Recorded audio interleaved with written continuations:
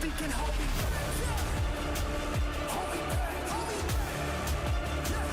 You can try, but you can't. Hold me back. Hey, hey. Nothing can hold me back. Hold me back. Hey, hey. You can try, but you can't. Yeah, yeah. Hold me back. Hey, hey. Nothing can hold me back.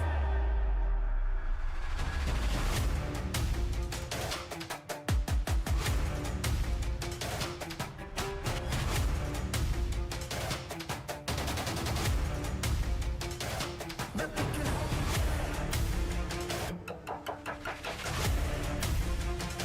Hold me back.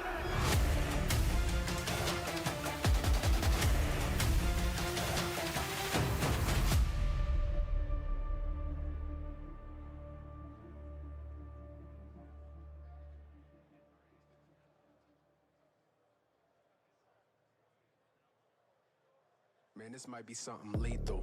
Like a beast that can't be tamed. This the kind of rage you can't contain. Yeah, this might be something lethal. You can really see the flames. Feeling like it's borderline insane. Man, this might be something lethal. Something lethal. Yeah, this might be something lethal. Something lethal. Feel it coming. The pressure start thumping, ain't no running, ain't no running.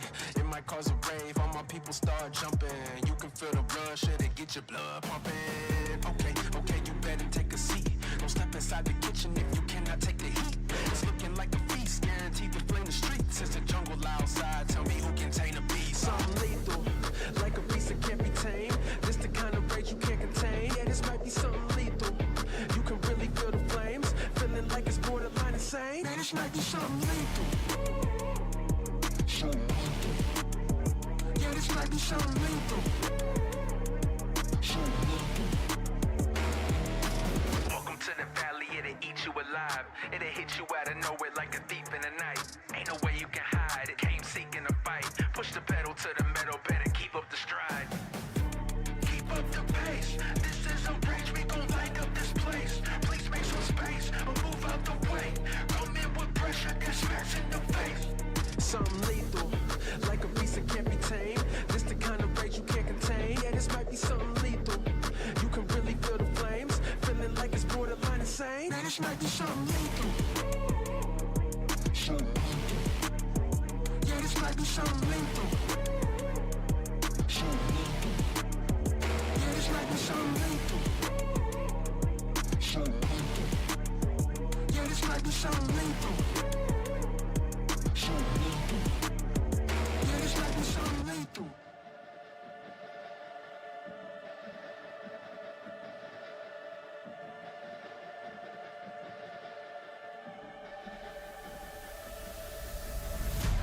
Welcome to the main event. Welcome to the main event. Welcome to the main event. Welcome to the main event. Let's go. Through the fire and the rain, I was born to rise above. Kept on pushing through the pain till I made it out the mud. Now the dam's about to break, so get ready for the flood. Can you feel the rush? The beast is waking up.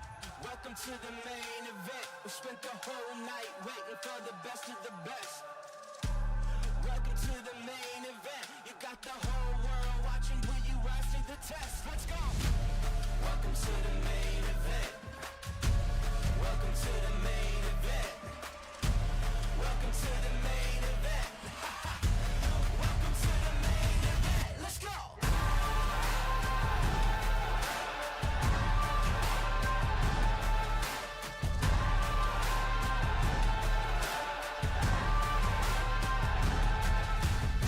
I'm on fire, I'm a legend in the making. Hard work, 2 words, deadly combination. It's in my blood, I was born with motivation.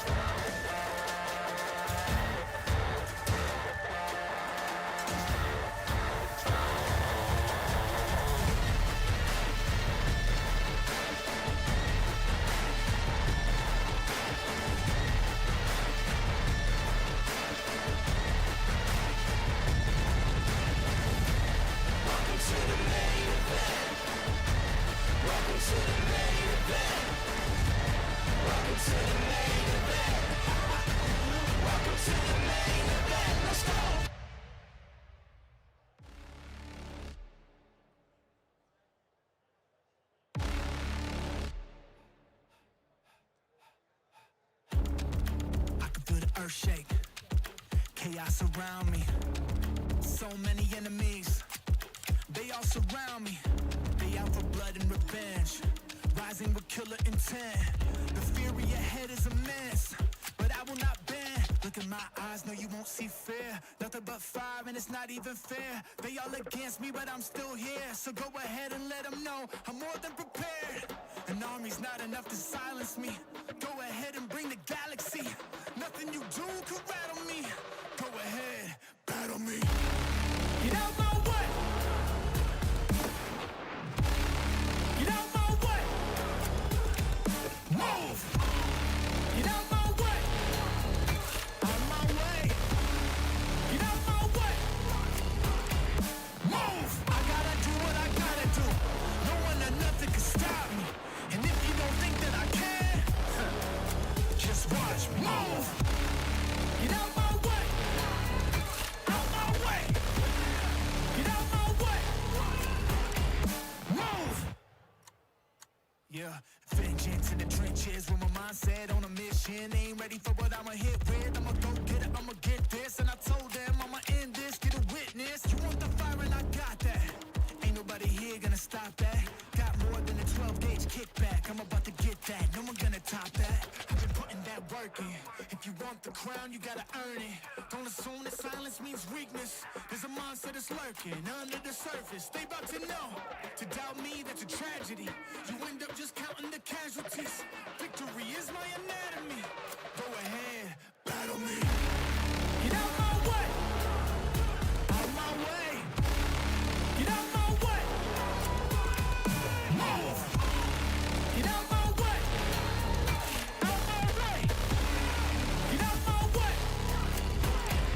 Move. I gotta do what I gotta do. No one or nothing can stop me. And if you don't think that I can, just watch me. Move. Get out my way. Out my way. Get out my way. Move. All of that talking stops now.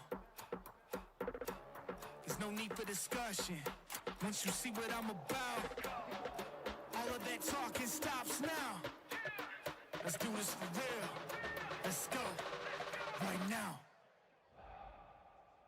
Battle me. Get out my way. Out my way. Get out my way. Move. Get out my way. Out my way. Get out my way. Move. I gotta do what I gotta do. No one or nothing can stop me. And if you don't think that I can, just watch me. Move. Get out my way. Out my way. Get out my way. Move.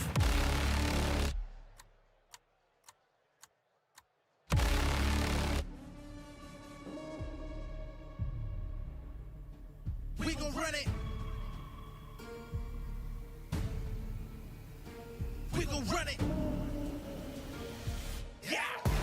We gon' run the road till we take it home. Turn the lights on and put on the show. Ain't nobody better, yeah, I got the glow. Pull up on the scene, do my thing and go. We gon' run the road till we take it home.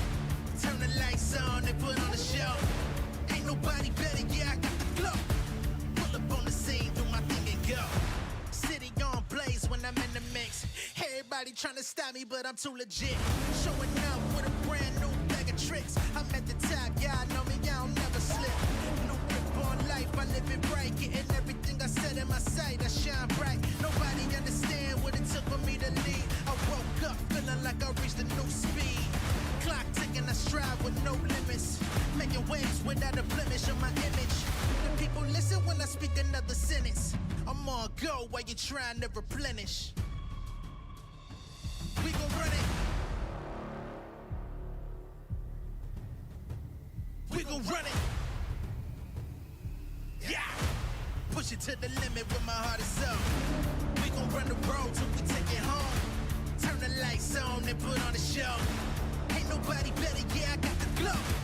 Pull up on the scene, do my thing and go. We gon' run the road till we take it home. Turn the lights on and put on the show. Ain't nobody better, yeah, I got the glow. Pull up on the scene. gon' run the road. I'm in control. Where you wanna go? Push it to the limit with my heart and soul. We gon' run the road. I'm in control. Push it to the limit with my heart and soul. We gon' run the road till we take it home. Turn the lights on and put on the show. Ain't nobody better, yeah, I got the glow. Pull up on the scene, do my thing and go. We gon' run the road till we take it home. Turn the lights on and put on the show. Ain't nobody better, yeah, I got the glow.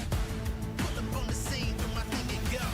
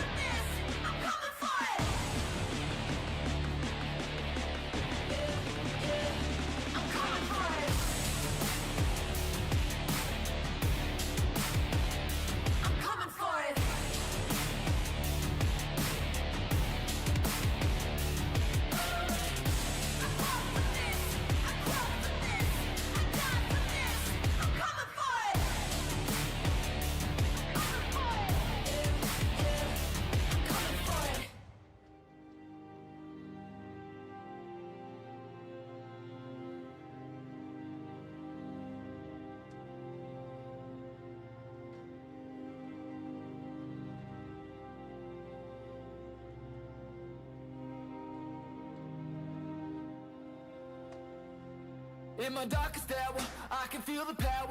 Won't be devoured, never been a coward. They stone sour, I'm gunpowder. If I say it louder, can you hear me now? I got the power. Counting down the hours till the whole world knows.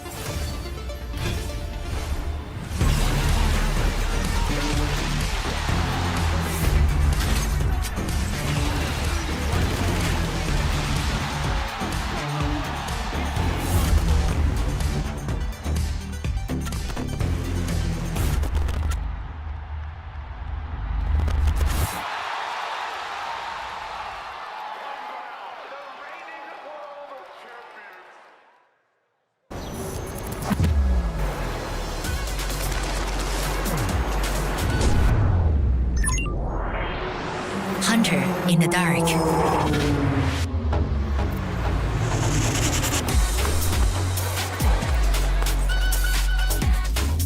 Master of night shots. Oppo Find X8 series. Powerful camera, powerful AI. Alright guys, I just landed in China. Let's go.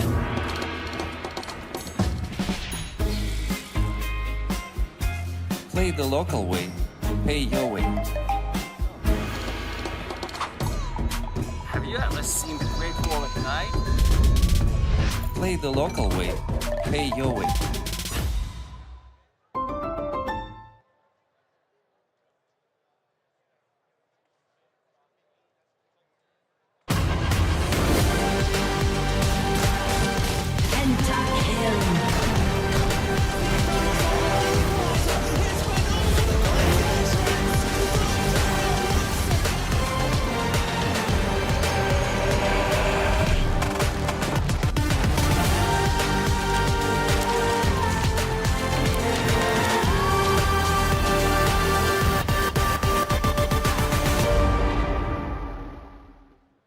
Then face your death, cause you play a roulette with each step I progress, no less. Go ahead and place your bets, cause we know where we at, we know we top tier. Cause all the hate that you bring, we know it stops here. I'm taking off like a rocket here and stopping here. It's strange how they cannot see the future, but see profit here. Wait up, we gon' always win. Promise that that's not a promise, yeah, that is a threat. You know that I promise to bring the team commas. When the whole team win, that's when you flex. Win, and I'ma do it again. Watch me win, then watch me do it again. What a car. Living the dream, huh? Sweet dreams are made of this. Who am I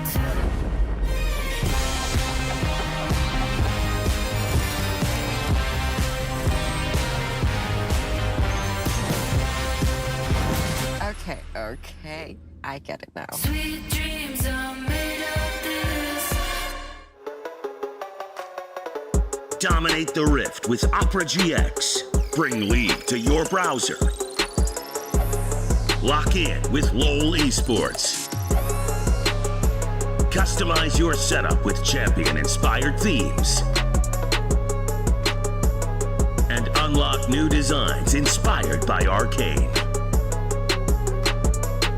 Only on the browser for legends. Download Opera GX.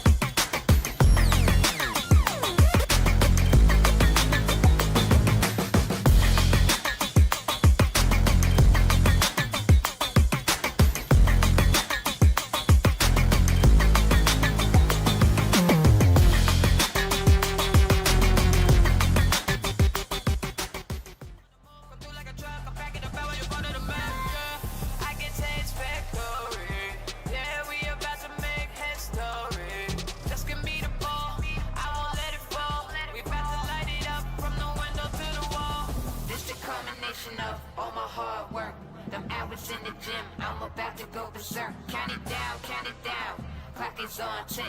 Tick, tick, tick, tick, tick, let's get it in. Ow! I'm going full speed, got the pedal to the metal, can't outwork me.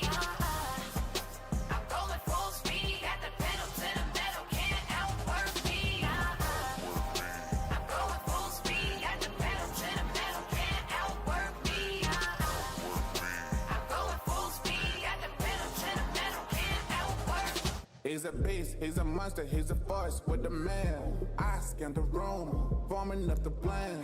Fire in my eyes, got him stuck quicksand. I don't play to lose, I just play to win. It's that hard work, effort that I'm putting in. I don't play to lose, I just play to win. Sound like broken records against me, let them records spin. Yeah, I gotta get it 100%, nobody gon' harder than me. Do it on purpose, I got the people depending on me. Mama mentality, got my game face on. Every time I step up on this court, you know that we won this time. I'm going full speed, got the pedal to the metal, can't outwork me. I'm going full speed, got the pedal to the metal, can't outwork me. I'm going full speed, got the pedal to the metal, can't outwork me. I'm going full speed, got the pedal to the metal, can't outwork me.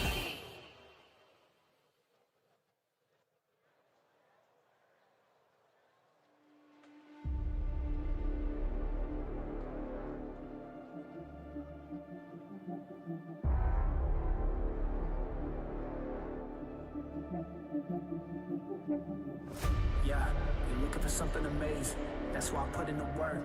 That's why I grind on the daily. I'm running wild and I know that no one can tame me. Hall of Fame on my mind, they cannot contain me. I know that I can't stop now. There ain't no way I'm giving up. Won't back down. I've come too far and I know I'm gonna act out until I'm standing on the top. They hear me now. They hear me now. Let them know. Nothing can hold me back. Hold me back. You can try, but you can't. Hold me back. Nothing can hold me back. Hold me back.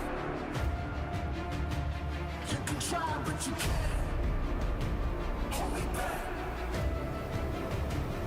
Nothing can hold me back. I'll give it all I got to succeed. Ain't no way of stopping what I'm destined to be. I'm here for greatness, I was made for more. I got my focus sure, heart is ready, mind is right. Take flight, watch me soar. I won't stop now, there ain't no way I'll ever quit. My life loud, they try to hold me back, but I won't lie down. This is something they can't deny, the truth's out. I got that fire now. Let them know. Nothing can hold me back. Hold me back. Try, but you can't. Hold me back. Nothing can hold me back. Hold me back. You can try, but you can't. Hold me back. Nothing can hold me back.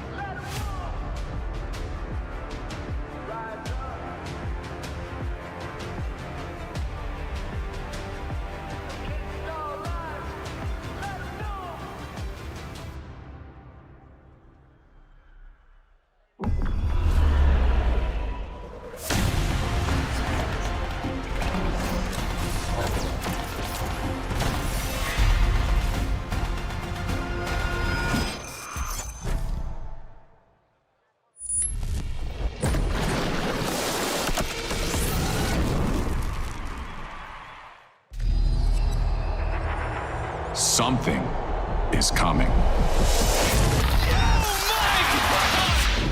It's building, rising from within. It fuels the determination to battle against impossible odds. The fire within. Let me throw it down to the ground, make them turn around. I'ma look at you from the top, howling like a hound. It's not gonna happen, but in the back, huge! He's just too strong! It awakens here. Massive kill coming in! It awakens now. It was just cinema! Welcome to MSI. And welcome back to MSI 2025 here in beautiful Vancouver. I hope you all got time to recover from the banger we had last night, because we have another one ready for you today, as we're gonna have a rematch of the LPL finals between BLG and Anyone's Legends. That's a lovely pizza, Siffer. Thank you for bringing it. I'm Laure, and I will be with Emily and Chronicler or Steve from marketing. I feel like we're giving a different energy today. How are you guys doing? Yeah, I don't know. You guys were very, very nicely dressed up. I'm just a guy in a suit. We're slaying and you're slaying in another way. Well, I mean, you're giving me too much credit there, I think, Laure. But I think you guys look great. I'm very excited for today's matchup. Just like yesterday, I hope we are going the distance, even though between these two teams, obviously, recently, that's not the way it has gone. I have seen enough LPL versus LPL at an international to know that the expectations aren't always met. Yeah, yesterday we saw two teams that know each other really, really well, right? Like going back and forth. Today we're going to see two teams that know each other really well, and it might just be an all-out brawl. And one of them will go home, sadly, tonight, and the other one will advance. But who are they? Who are AL and BLG? As BLG is used to the international stage, Anyone's Legends is the first time the organization is appearing here at MSI, but we know the players quite well. Yeah, so AL is comprised of a lot of players that you may or may not know. If you've been following LPL for a really long time, you'll know Flandra. If you've been following Griffin or his LPL trajectory, you'll know Tarzan. Shanks was a huge up-and-coming mid laner that everyone was talking about in WE Academy in 2020. Hope has kind of been a staple AD carry in the LPL, however, has been replaced by other AD carries that his teams were like, these guys are kind of better. And then Kyle coming over from Live Sandbox. I think all of these players, the big thing about AL for me, the players themselves, I feel like every single one has a reason to have a chip on their shoulder and a reason to prove themselves. And for BLG, considering this roster had their breakout year in 2023 at MSI, where they found some huge upsets, even though they couldn't take down JDG, 104 international games in such a short amount of time. We have seen these players, especially since Knight came in, just make deep run after deep run. And I know that coming into the day, they're expected to be the underdog, and they have their flaws, but we'll see whether that holds true. And those flaws have been kind of apparent when these two teams have faced each other, right? I do want to go over a little bit of a telestrator to show you guys what I think is going to end up happening in this series. So here, the most important thing to note is that BLG have actually just ended up trying to get onto this Rift Herald. The big thing to note, Flandra in the bot lane is going to end up being super, super important. As we roll it through, we see that they've set up their side waves. Now BLG are going to turn and they're going to be like, okay, we can get a pick here, right? Solar Flare on to Kyle. Immediately Knight comes in. They get the pick. Great setup. This is going to be great. BLG are in a, you know what? They're vibing. They're super, super happy. Pause here. We see the flick about to go off on Tarzan, right? And this is where they're going to overextend, because look at the minimap, look at where Flandra is, and note, he is Scion. He can join with this ult, and that's exactly what's gonna happen here as they play through. And these kind of slight moves for just a little bit more from BLG, I thought were punished super, super well by Anyone's Legend in this series. As we see Flandra going in, that sets up this ult to come in from Hope. They get the kill onto Elk as well. And we see a similar overextension in just a bit where BLG are going to decide, okay, we can drop the Herald here now. And Tarzan still has his ultimate, which is going to be the crucial thing. Shanks is already kind of preparing to rotate up on Ryze from the bot lane. That's also going to be huge as they send the Herald in.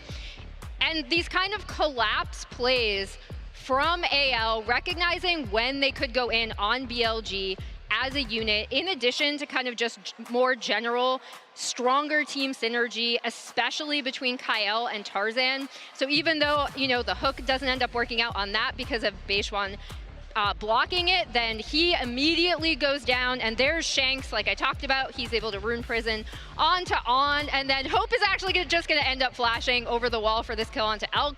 These are two collapses in kind of the play style of AL that I expect, and how they kind of capitalize on any time BLG misplaces. Chronicler, that's exactly why you have to be careful about a player like Tarzan here. A Crownless King now has his queen.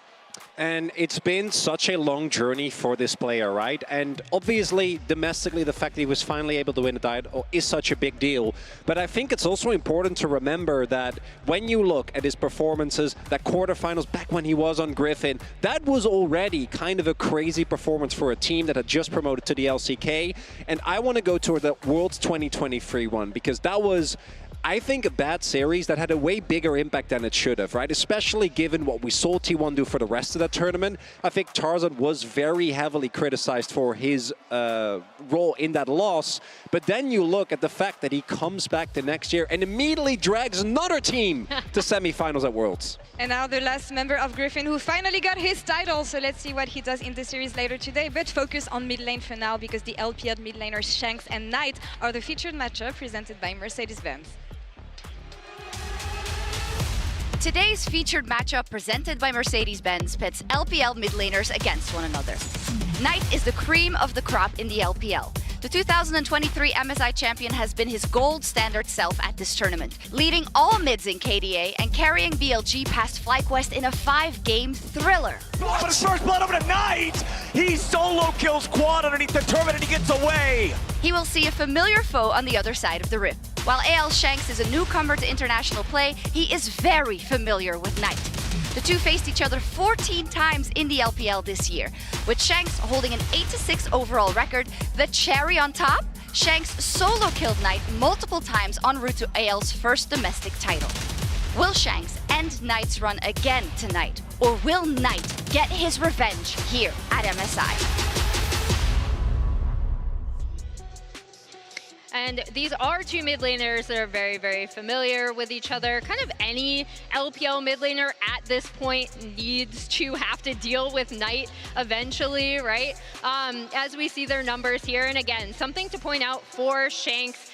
So many people have been waiting for his international debut. I think he's had a really strong tournament thus far and some really good showings. And for Knight, I think he's the only member on this team that is actually performing the way that we were hoping to, right? He's the one that I think is the reason that they were able to get to this point in the first place. He's the only one that really has been able to maintain his form. And let's not forget, if it wasn't for some true Faker plot armor, this man would have a World's title. And it really impressed me when I saw him on stage the other day. You can see what he brings to the team, even outside of the game. Honestly, helping his teammates in the mental. I'm just wondering what kind of impact can Knight have here if he actually became the leader that BLG needs here, because it felt like Shanks is feeling those shoes these days. Yeah, I mean, the big thing with Knight ending up going onto this BLG team is obviously they did have the jungle swap, right? And I know he's kind of taken... Which one? The first or the second? Or the third? The second. The third. Are you predicting something? I think, and Knight has talked about Beishuan, right? And said how, like, there's still things he needs to learn, but he thinks he's a good player. Kind of, Beishuan was brought in to help facilitate these solo lanes. So, thus far, has looked a little bit desynced in domestic play and here. So, we'll see if BLG can step it up today. Yeah, I had a chance to catch up with him actually after his former previous series. So we're gonna check this Knight interview in the Verizon Game Day interview. Let's send it over. Knight, thank you so much for joining me ahead of the next series. It's going to be BLG versus AL, a rematch of the LPL finals. Now, talking to Bin, he was talking about his frustration so far about what you guys have been doing at the tournament. Is there anything that you will have to be careful about against AL? 我觉得打 AL 的话，我们资源团的还有前期的联动吧，就一定要打得更好吧。就如果继续这样打的话，肯定很有可能会输掉比赛的。 How do you reflect on what has been difficult for BLG so far? Because you've been to so many internationals, making it to finals so often. 我觉得因为今年我们也是竞赛人员更换嘛，然后磨合时间也没特别久吧，而且也是北传第一次打世界赛，就我们的磨合时间肯定是没之前多的。而且第一次打世界赛，就我们可能其他人就每个人的配合都没那么好吧，所以就可能就打得没之前有统治力。 And focusing on the next matchup against Shanks, specifically in the mid lane, from the LPL finals that you played against each other into the player that he became here at MSI, how do you reflect on his improvements? 我觉得现在像阿斯可能和 LPL 相比的话，他非常自信吧，就因为也是赢下了很多比赛，就感觉他打得越来越自信了吧，就个人实力还是非常强的。 Looking forward to seeing you against each other. 谢谢, thank you so much. And it's really that confidence that we've seen from Shanks here. But is that going to be enough for a roster that is used to the international stage? Yeah, as we Look see, at him. So Bin has a lot of history with MSI. He's made every single MSI final thus far that he has qualified with, right? And I think Knight joining this BLG team was kind of mid his LPL title run, right? And he was the big difference maker that turned what had been kind of an underdog powerhouse into the powerhouse that was a tournament favorite at last year's Worlds. And it's important to remember that coming into 2023, BLG was considered the worst team out of the LCK and LPL teams. Coming in, right, the expectations for Gen G and T1 were way higher. Obviously, JDG ended up being as favored, also the tournament winner. But we shouldn't forget how big of an impact they had back then. And I really do think that just because that Worlds lost last year, a lot of the hype around this roster is gone. But we shouldn't forget these players are still able to turn it on. I mean, it can always be an upset, especially when it comes to an LPL versus LPL matchup and the time they had to prep. But I want to check what the fans think here at Mastercard.gg on X. They are counting the match for AL, though, with 76.3% of the votes. Of course, for now, the fans' track record is 64% correct. You can vote every day at Mastercard.gg on X to lock in your predictions, too. That's some beautiful cosplays. I love the fan signs that we've seen here so far at MSI. Good. They've been so good. What do you think about this game, though? What are we calling here?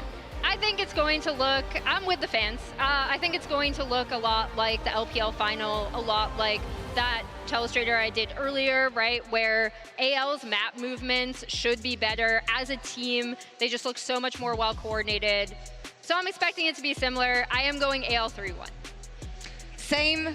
What is well, you know, I'm not turning around yet because to me, all right, I have Sell been part to so many of these LPL matchups. I was there when Weibo, out of seemingly nowhere, turned into a crazy team at the World's 2023 semis, right? And I think, given what we've seen, the expectations are too obvious. This feels like we are walking right into a trap, okay? I've seen this exact thing happen so many times. You're getting booed. That's okay. I don't mind getting booed because I do think that given the tenacity that BLG have shown, as long as they can slightly sync up with Beitron, that is their one weak point. Obviously, he's been having a bad performance, but if he pulls it together, I think this roster is going to look completely different. And Bin, I don't think he's missing this MSI finals. I mean, this MSI has been all about Game 5s here. So can they make it happen today? Once again, only one LPL team can advance to face off against T1 tomorrow. It is time to send it to the final best of 5 between these two teams. It's going to be BLG versus anyone's Legends.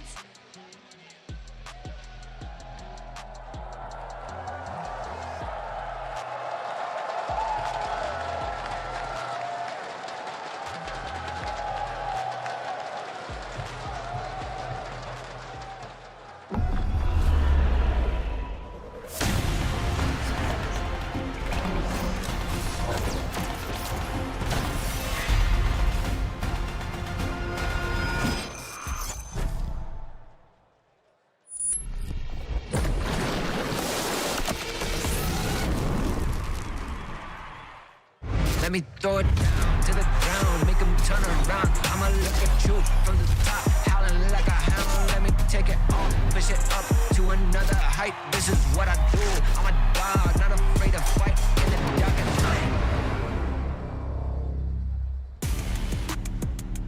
night. And here we go into the final four of MSI, the LPL Finals rematch between Anyone's Legend and BLG. I'm Medic, I'm honored to be joined by Azael and ready to kick this one off. I'm excited to witness this rematch. AL have gotten the better of BLG throughout spring, and I wonder what they've got prepared today. We got some words of wisdom from Knight. They have to control their aggression in the early game. They need time with their setups, and I wonder what approach they're gonna have in the draft and what their plan will be, because things like TF, how high on the ban list is that going to be? Things like the Pantheon, the Varus, something that we've seen often banned from both these sides, and the Pantheon ban on the side of BLG expected, the Gwen ban coming through from AL. A little bit of a surprise, but clearly targeting Bin on the top side. Yeah, absolutely. Has been really high priority. To me, champions like Taliyah as well have really been shining. I think Taliyah, Ryze, very high prio. Both these champions are these kind of global, semi-global style champions, allow you to attack side lanes, but they are also ones that work really well in the 5v5s, which I think is keeping them at the top of people's priority list. And alongside that, a support that works really well in the 5v5s is Nico. Both these players incredibly experienced on the champ. An 80% win rate on one side of the Rift, a 92% win rate on the other side of the Rift. Wouldn't be surprised if we see that prioed early. With the Rumble banned away, BLG have to make some difficult choices now, because a lot of mid-priority picks are available. The Taliyah that you were just talking about, Azael, naturally rises in priority. Remember, things like the Azir, something we don't often see from Knight, also has to be a big point of priority potentially for AL, but maybe they forego it. Things like the Annie, also really important in the draft. I feel like it has to be first pick Taliyah. If that's up, it's almost a guarantee. So now we have to find the response. Is it going to be Ryze? Is it going to be Azir? You know, those seem kind of like the answers that I would be looking towards. Grab one of those higher priority junglers to pair alongside it, and then go from there. I think Ryze is a really good denial pick as well. Shanks has a 91% win rate on it this year. Instead, it is going to be the Azir alongside Trundle, which does push Sion further down in priority. Exactly. I really like Trundle here because it is a good pairing. It is that AD jungler, but also it is denying some of these blind picks by nature of how effective it is. Like you say, the Sion, the Orin, some of the best blind picks available right now are going to be taken away. Things like Rumble and Gwen, also pretty solid blind picks. Those are gone. I am so not a fan of the Yorick blind. I do think it is very easy to punish, but it has been very popular in the LPL, so we'll see if they are going to lock it in. The thing that surprises me is that BLG foregoing something like an Annie Wukong, which would very much stay true to their style, and instead prioritizing the Azir for Knight. I'm excited to see how he performs on the champion alongside Beishuan on this Trundle, and with the Yorick locked in for Flandre, world class, one of the best Yorick players in the world. But to pick it blind, as you've already highlighted, a lot of risks associated with that. And on the other side of the Rift, you have Bin, who has always been willing to pick good counters. Looking back to when he was in his rookie year on Suning, things like the Fiora, the Aurelia would come out when he had good counter picks. Aurelia here would really slap for Bin. I mean, it would be really crazy if he went for it. I also think there are some very good answers, like just going towards the Sion, like just going towards the Cho'Gath. I think these are great answers to the Yorick. You can go towards something like the Aatrox, but I don't think it's nearly as strong of an answer. Bin, obviously, on the Jax is ultimate comfort. Hasn't been playing it a ton this year, but I don't think we're going to get it. I think we are just kind of waiting for that later pick. Nico, you had already touched on, is so high priority, not only because it has the explosive engage, but because it has an incredibly dominant lane phase. You can play for the 2v2. We, of course, do see that it is Jhin locked in for Hope here, but you can get a strong long-range AD pairing here with Elk, play that poke style in the 2v2, and almost always we see the Nico coming out with early prio. I mean, I will say, these were not what I was expecting in terms of the priorities for the first picks. The fact that we've just foregone the top lane response from BLG, the not looking in the jungle on the side of AL, things like Xin Zhao and Wukong both still available, neither of them going to be banned away. Instead, the support pool is going to be targeted. Rel and Nautilus removed from the pool alongside the Karma increases the value of this Nico, and now Kael really going to be tested in what else he has in store to try and match up into the Nico. If you are looking at a support from the LPL who can match up into difficult matchups, it's Kyle, best support in the league in a lot of people's estimations. I think his MSI has been a little bit more downplayed than he could have been, but the expectation is here in a series that is basically home turf, he should be able to really shine. Absolutely, and he doesn't have, all that experience on the international stage here. But we're waiting for Kyle and Tarzan. We're waiting for those picks here for AL, and they were kind of the shining stars here, I think, on AL in the LPL. This jungle support duo have been absolutely stellar for them.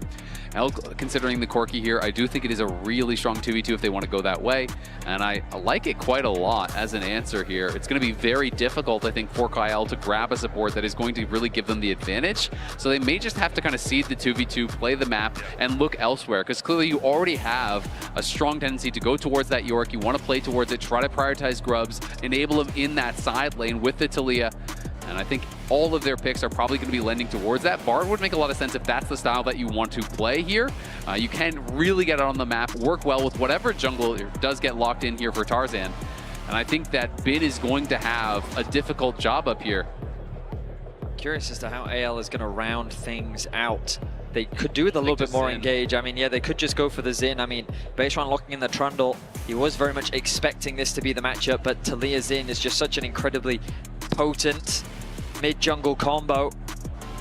I mean, again, they have a decent amount of poke on the side of AL with both Jhin and the Talia at your disposal. It means you can just chip away at the HP. Wanting to go for a little bit more team fight power and engage, the Wukong can pair nicely up with the Bard. Cheeky hover of the Camille. I wonder if that's the direction they're going to go. You did contemplate some carries that could be used by Bin.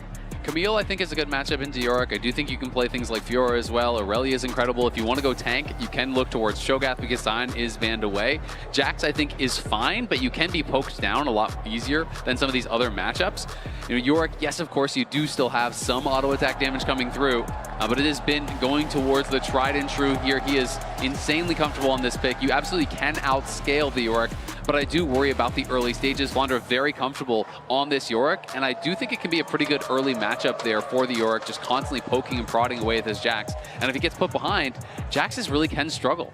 It was only last year that we were saying on the caster desk, this was a champion you couldn't give Bin. Yeah. So coming into this tournament, the fact that this is going to be his first game in MSI, you already mentioned it, Azale. He's been moving away from this Jax pick, but when we think about Bin, when we think about his recent history, Camille and Jax were the two champions that many around the world were afraid to give him just because of how talented he was on the pick. And that's why it has been a bit of a strange thing to watch him in the LPL this split, where it's spamming Rumble, it's spamming Yorick, and it's not really been what we have kind of expected to see from this guy.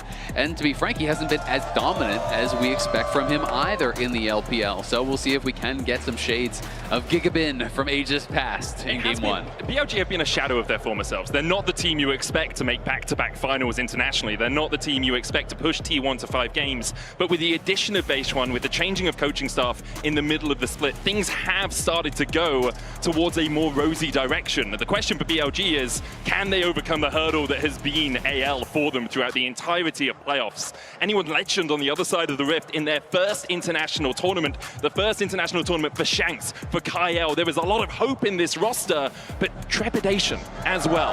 The LPL fans not quite sure yet if AL is who they want to represent them on the biggest stage. Bin's going to pass down to bot as he just looks. Oh, it's not Bin, it's on. On path down to bot, and that's a much more down expected. to bot too. Wow. Wow, great. They're just all over the map in the early game, aren't they, Azale, as we jump into Game 1. The nemesis of casters everywhere, Nico. I will say, I didn't realize this before the game, but in the global power rankings, both these teams on exactly the same amount of points, sitting in 4th place. It's not often we actually see teams that are that tied on those power rankings. Obviously, all algorithm-based, so doesn't always account for every minutiae of League of Legends. Oh, they actually double warded there, so a little bit of an accident. AL not communicating who's actually going to drop the ward, and it is, of course, spotted by Beishwan. And now Bin going to be able to be a little bit annoying here as Flandre is trying to walk the long way back towards top lane, but Bin is still just kind of zoning him off. Through the playoffs as well, both these teams meeting up 2 times. BLG taking AL to 5 games on their first attempt. And the second attempt didn't go so well for them. We saw Tarzan cracking out the Z in Game 4, managing to pick up the win. I think for BLG, they'll be hoping this isn't the start of a trend. 3-2, 3-1, 3-0. on the international stage, obviously BLG have a little bit more pedigree. Watching back those series and talking with some of the analysts from the LPL as well, my impression of the teams was that BLG was this hyper proactive team. They love to play through their side lanes, they love to tower dive you. They were always the first to start off a fight around these neutrals. And I felt like AL did such a fantastic job of reading them as they find a bit of an advantage already in the bot lane 2 versus 2. They just found an effective way of controlling that aggression, and Tarzan just did a fantastic job of tracking Beishuan. Right now, junglers are on the opposite sides of the map, and this AL bottom lane will need to be careful because Beishuan will be heading in this direction, but for now, they're winning out on the trades with this early level 2. And Hope and Kyle are playing this 2v2 out incredibly well, so aggressive. They used the heal off of Kyle to give move speed to Hope so he could actually get in range for his 4th shot, take a really good trade. You know, multiple times was able to get the big trade in onto Elk, who has already used his potion. Both potions are gone from On as well. Keep your eyes on Beishuan in the fog of war. He's skipping those bot side camps and he's looking to make his presence known on the bot side already, but Hope and Kyle, they're showing that respect. They saw him. He did. Beishuan comes around the corner with the frozen domain, gets the slow onto Hope, looking at the pillar as well. Barrier coming out from Hope, but it's just extinguished. Hope down, first blood BLG. We talked about it. The jungler was pathing towards the bot side of the map. They should have been more respectful of that possible early gank, but Beishuan draws first blood in the series. Yeah, neither of them, even with the push there, actually got a ward into the river, not expecting an early gank here from the Trundle, and Beishuan makes them pay for it big time. The fact that it goes over to Elk as well is really going to hurt. The lone blessing is that Elk did at least spend his flash to get that kill, so there might be an opportunity for Tarzan to try to even the score here a little bit later on. Yeah, Hope holding onto that summon to make sure that he knew he was dead. There was no real reason flashing away, especially with the pillar down in front of him. We see Tarzan pathing down towards this bottom side. Has finished his full clear, so really wants to get a double scuttle. Kyle pushing forward, gets a bit of vision for him to allow that net of safety, making sure that he can seal away these 2 camps from Beishuan, who is still on his blue buff because of the earlier gank. Yeah, Tarzan going to be able to get this double scuttle, no problem here. And you can see Bin having a good time up in that top lane, does have the HP advantage, still has the extra potion as well, so the early trade's definitely going in his favor. Mid lane just been kind of quietly, both of these mid laners farming away. Shanks, though, got the early tier and has had the push, so going to be comfortable with the position that he's in already.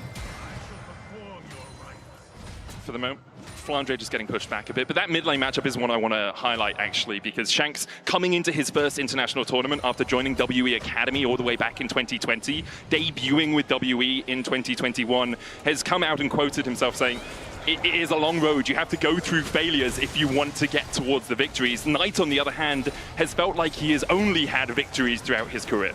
Yeah, absolutely. And I think as a result, it's almost more impressive to see, you know, Shanks from where he came to where he is now. So many players in League come in, and when they don't have immediate success, they're just replaced. They can't shine on a bad roster, and they just get overlooked. They're just kind of lumped in with the rest of their team. He was on a 0-16 WE roster. They then went 4-12, and for him to still be able to actually stand out on a roster that is dead last, that is struggling that hard in the LPL, and for him to be able to claw and grind his way up to where, you know, he is now on the precipice of making the lower bracket finals, where he's already top 4 at MSI, where he's won an LPL championship, I think is nothing short of amazing. And the fact that he was able to outperform Knight in the finals, I think was very meaningful for him as well, considering who Knight is in the LPL now, how dominant he has been for so long. I think is a real testament to the mid lane talent that we continue to see come out of the LPL in recent years. And honestly, I think Shanks has been stellar at MSI. I felt that he actually outperformed Chovy in their best of 5. I feel like he is actually the best performing mid laner at the tournament thus far. So to me, he really has been standing out. And that's not always the case when someone finally gets their big break, when they finally make it to MSI.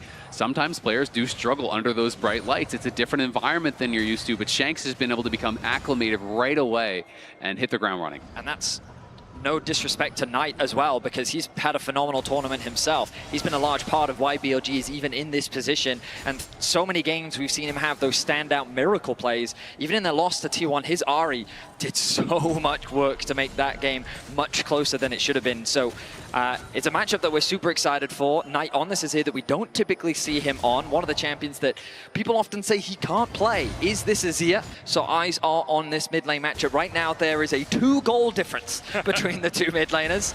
Shanks looking for a play. Good seismic shot will chunk out Knight just a little bit. Kyle here to shadow his mid laner as well, as we see the lane swaps beginning.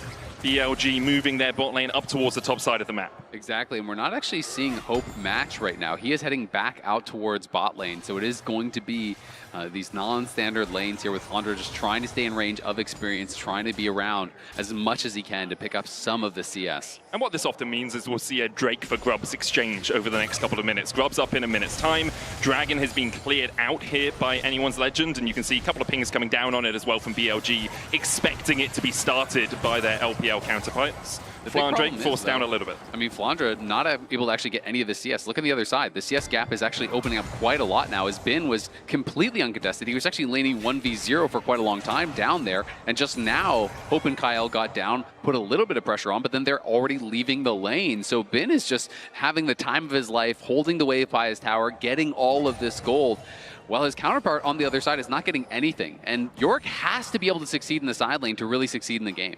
What's pretty interesting right now is AL, rather than just committing to a cross map and saying we'll just take the Drake, they've actually moved their bot lane to mid. They've gotten the push. They've sent Shanks towards the bot lane matchup. He won't have his TP available just yet, but it will be up soon. And it looks like AL is saying we want those grubs. And this is not uncharacteristic of what we saw in the finals, where there was a lot of fighting over those grubs in particular. AL really values them, and they're going to start this objective off. Putting the Maiden down as well just gives you a lot more clear on these grubs. Tarzan jumping through them. It's Beishwang doing the Drake, so the exchange has occurred. It's just gone in the opposite direction to how we expected it, as we will see AL picking up the grubs and BLG getting themselves on the board in terms of dragons. And AL absolutely needed to get the grubs after what they gave up on the bot side. You know, Bin is now so far ahead. 26 CS up, 500 gold is the lead. Plus, there is, you know, a little bit of experience that, you know, Flandre has been able to obviously grab, so he's kept pretty close in that. But Bin really opening up a big advantage and hasn't been under any pressure for these last couple of minutes. Most of the time, he's actually still just been laning 1v0, and now finally they're going to move Hope in towards mid lane after the grubs. It is Shanks that's going to be answering the Jax, but he's not going to be able to put any pressure on there either. It's a slower early game, but I don't think either side is particularly upset with how things are panning out. Bin is happily scaling, as Azael was just talking about on the side lane, building up a nice advantage. And Elk also finds himself isolated on the top side of the map. So when I watched back the finals, I felt like AL did a really good job of controlling the aggression from BLG and kind of shutting down a lot of the plays that they wanted to make. But BLG, they're taking this game one calm, collected, and their map movements are clean for the time being. And AL has put a really high priority on grubs throughout the tournament. Nearly 85% of the total grubs they have actually taken throughout this event. So clearly putting an emphasis on that. And I think it makes a lot of sense, especially when you are playing with Yorick. Yeah, with the Yorick, you want to be getting that pressure in the side lanes. You want to be trying to get plates early. Hasn't managed to do that in this game, mostly because he has had to deal with this 2v1 lane, and Bin has been very happily just farming up, as you say, 1v0 or 1v1. Now we see Bin pathing out towards top. Shanks will get the push down in the bottom lane. So it looks like Knight is going to be the one who catches that wave. Not too much experience or gold lost on the map here for BLG. And I think Bin is just going to be so happy with how these early stages have gone for this matchup, because to me, post-6, when you get the Maiden, you really can start playing pretty aggressively in this 1v1 as the Yorick. You can start poking down this Jax, and haven't had to deal with it whatsoever. And he's nearly at the Triforce, and Beishwan is up here. Dark Possession down. Flandre needs to walk away because Bin's splashing in with the Grandmaster's Might. Subjugate as well. Flandre holding on to his splash till the last moment. Doesn't get a chance to use it. BLG 2-0 up. I think Flandre realized that the moment he flashes, that pillar is coming down and he's not getting away anyway, so he just tries to walk it out. Nice gank once again from Beishwan as Kyle looks for a bit of a play in mid, but some beautiful footwork comes through from Elk, and BLG find themselves 2 kills up. And I mean, this kill is actually so much more painful because when you die as the Yorick like that, now you don't have the Maiden for such a long time. So any pressure that you would have had is completely gone. The kill goes to Bin. He free farmed bot lane for so long, and you know they're nearly going to be able to get a plate. So as soon as he comes back, he'll be able to grab that. He's going to be very close to his Triforce now at this point, and there it is. Already done the Triforce. So Flandre, I already feel like is completely out of the side lane, because by the time he actually completes his first item, Bin is going to be so far ahead.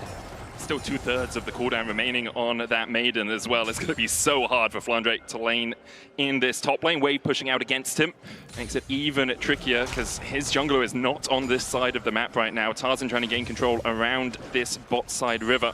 Dragon's still 2 minutes away though, so expect to see just lanes crashing back and forth for the next couple of minutes.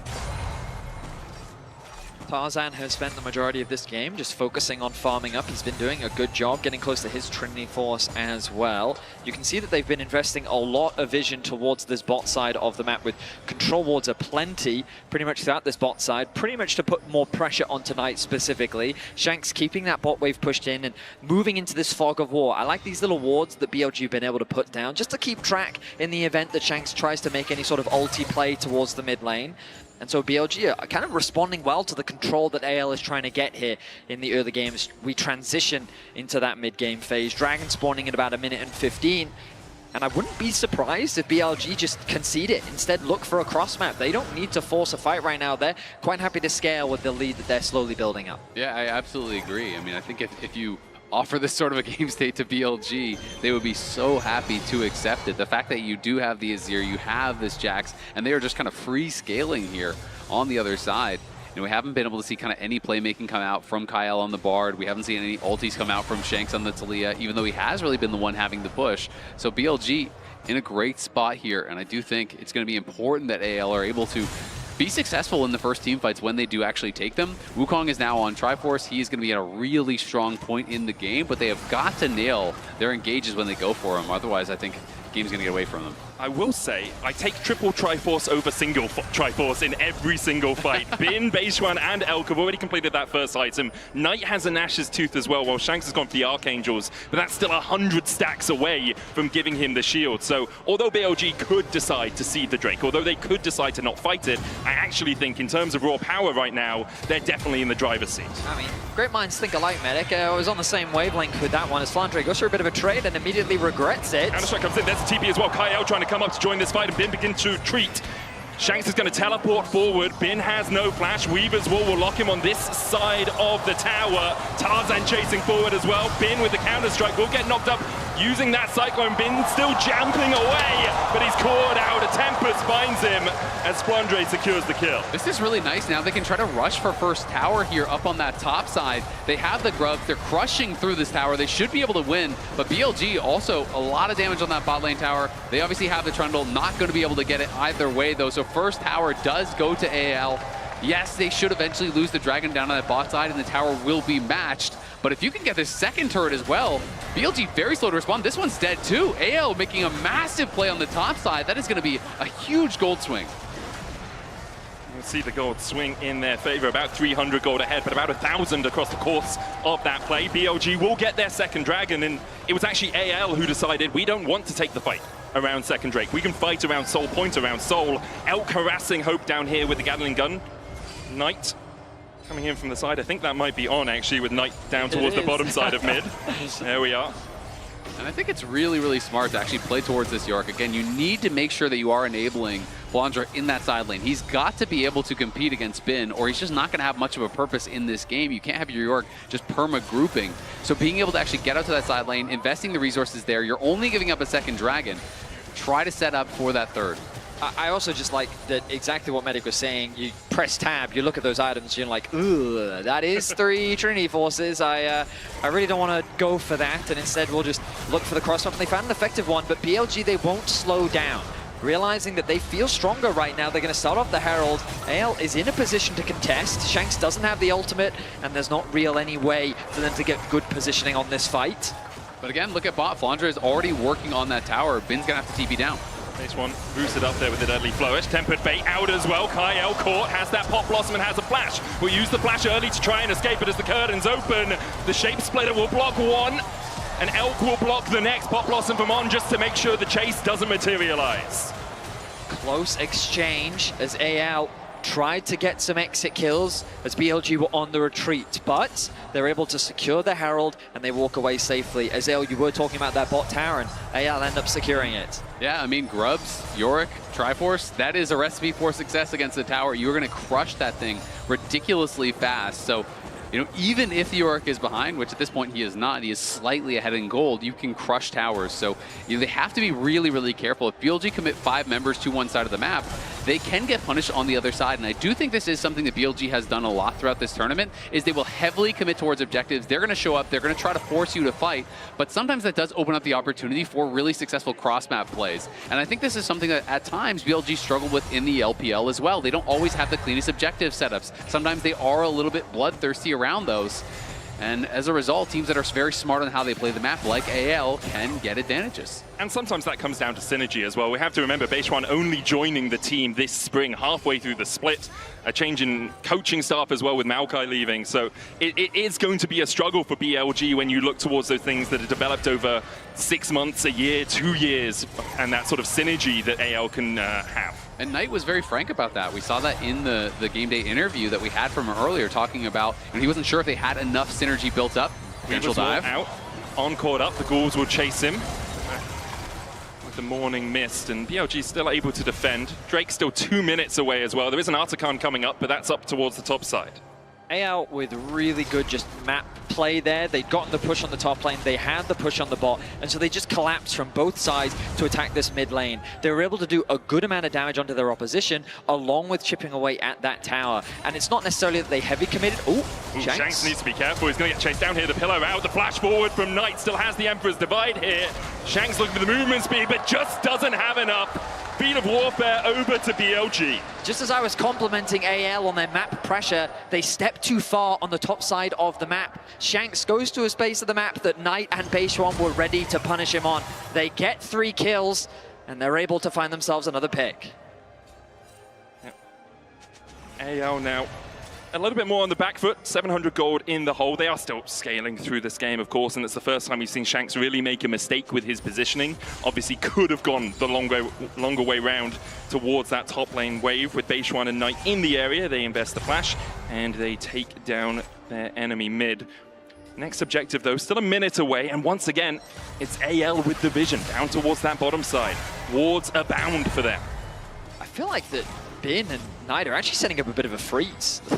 I feel like that wave has been sitting there for Bin for quite a while. And he's got a 50 CS lead. You can see that developing in the 2 top laners. Same thing for Knight. I mean, he is just kind of catching the waves as they come, realizing that Yorick is here. He's now going to push that one out. But the timing is good. 40 seconds until the Dragon. They don't overpush. They realize that AL don't really have much of a play on the map. And so they're just picking up what farm they can and then not overextending. What was entirely blue at the bottom of your screen has now shifted entirely to red, as BLG have amounted a 1.1k gold lead.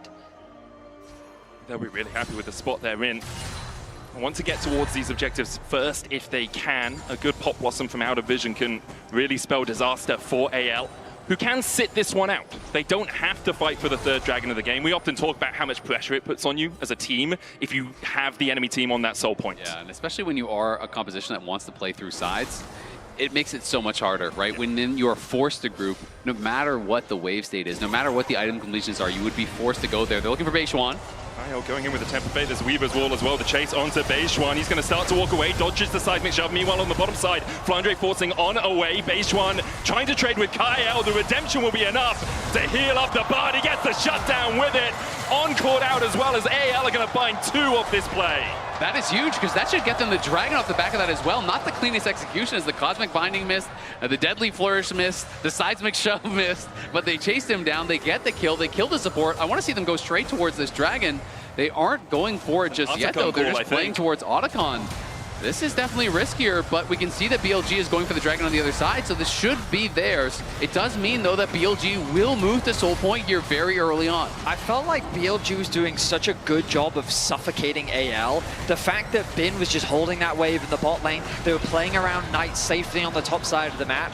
I love that AL recognized, okay, we got to try and do something to try and break open the map a little bit more. They find a nice pick, and they quickly convert it into the Artican. With those petals secured, that goal difference is going to mean a lot less as second items are being completed across the board. It's a very tense game 1 here between the 2 LPL representatives. About 1,000 to 1.5k worth of effective stats from those petals right now. So AL will be happy with the exchange, but putting the enemy team on soul point is not something you really want. Gold basically even between the 2 of them. especially against AL's composition in particular, which is a lot of upfront damage, is a lot of bursts. You know, I do think Mountain Soul also kind of uniquely effective against Jhin, who does more damage the lower you do get. Well, Mountain Soul makes it a lot harder to actually knock you down with that explosive engage from the Wukong, with the seismic shove to follow it up. So AL, you know, have been playing the map, have the Otacon, have the combat stats from that, but they're still not even up gold whatsoever. BLG is the one that are up gold and have really powerful scaling in the soul lanes and have 3 dragon advantage. So I think BLG definitely getting the better end of the trades. I will say, Bin is up 70 CS and Bin there's is a 90 right gold now. difference. I mean, oh, Emperor's nice. Ride coming out. Flandre tries to go in with a Dark Procession. There's the Tempered Fate as well with a teleport in time. Knight escapes. That was close. That was very, very close. Knight able to escape. BLG now have position on the mid lane. This should be a tower secured. They're second of the game. Nicely done, opens up. A good collapse comes through from AL, but it doesn't quite convert into a kill. And now BLG can path up towards this top side, gate AL away from any of this jungle, and allow Bin the opportunity to take the 3rd tower of the game, extending his gold lead to about 430. And the petals are worth about 1,500 golden stats for AL, so that does mean, you know, as far as combat stats, pretty even here. We can see this one more time, looking for the engage on a Knight. He immediately goes for the TP out because the cage is used. That's the only way that York can actually interrupt it. It was with the edge of the cage. As soon as that's on cooldown, starts the TP. Bard ult, a split second too late there from Kyle. And that Bard ultimate about 1/3 of the way from coming back off cooldown. Don't expect BLG to be really able to punish that in any way with no major objectives up for the next 2 minutes. But let's have a quick look at where we are in terms of items. 2 items on both the AD carries. Elk 3 stacks away from finish his Mana Mune. Leandries and Seraphs complete for Shanks, whereas Knight has his Nash's, Rylai's, and another Haunting Guise in his inventory. I mean, we're pretty much dead even at 2 items apiece, except for Tarzan, who does not yet have his 2nd item. I do believe by the time we do get this next dragon, though, he's going to have that completed. So it should be pretty much a dead even fight as far as the combat stats are concerned between these 2 teams. And it feels like this is a game that is going to be decided at this next dragon. If AL are able to deny it, the game goes on. If BLG do take it, it feels like they really get a stranglehold. On paper, my instincts give BLG the advantage in the straight-up 5 versus 5. When I think about Corki plus Azir, the range, the poke, and also just the consistent damage, the backline threat that Bin's going to have onto Hope, the amount of peel that Kayle can provide, I think is going to be the biggest difference maker. How is that Bard ultimate used? What does it actually do? Who does it CC up? Can they find a nice Talia combo? Will Tarzan actually make it impossible for Elk to play in the fight? When it comes to watching 2 LPL teams fight, I mean, that's the beauty of it. They give us some of the best team fighting teams in the world. I mean, I feel like AL basically has to start the fight off by killing Elk or Knight, or they're just not going to win, right? And that is very difficult because I do think the range advantage is also on BLG's side. You know, when you are trying to go forward, you're having to fight through the Trundle, through the Jax, through the Pop Blossom to actually reach these carries that are going to be so powerful. So I do think AL is in a uniquely difficult position, and it's going to mean that Kyle's going to have to get creative, find a really good Bard ult, or Tarzan's going to have to come from an unexpected angle. Otherwise, things are going to get very, very tough.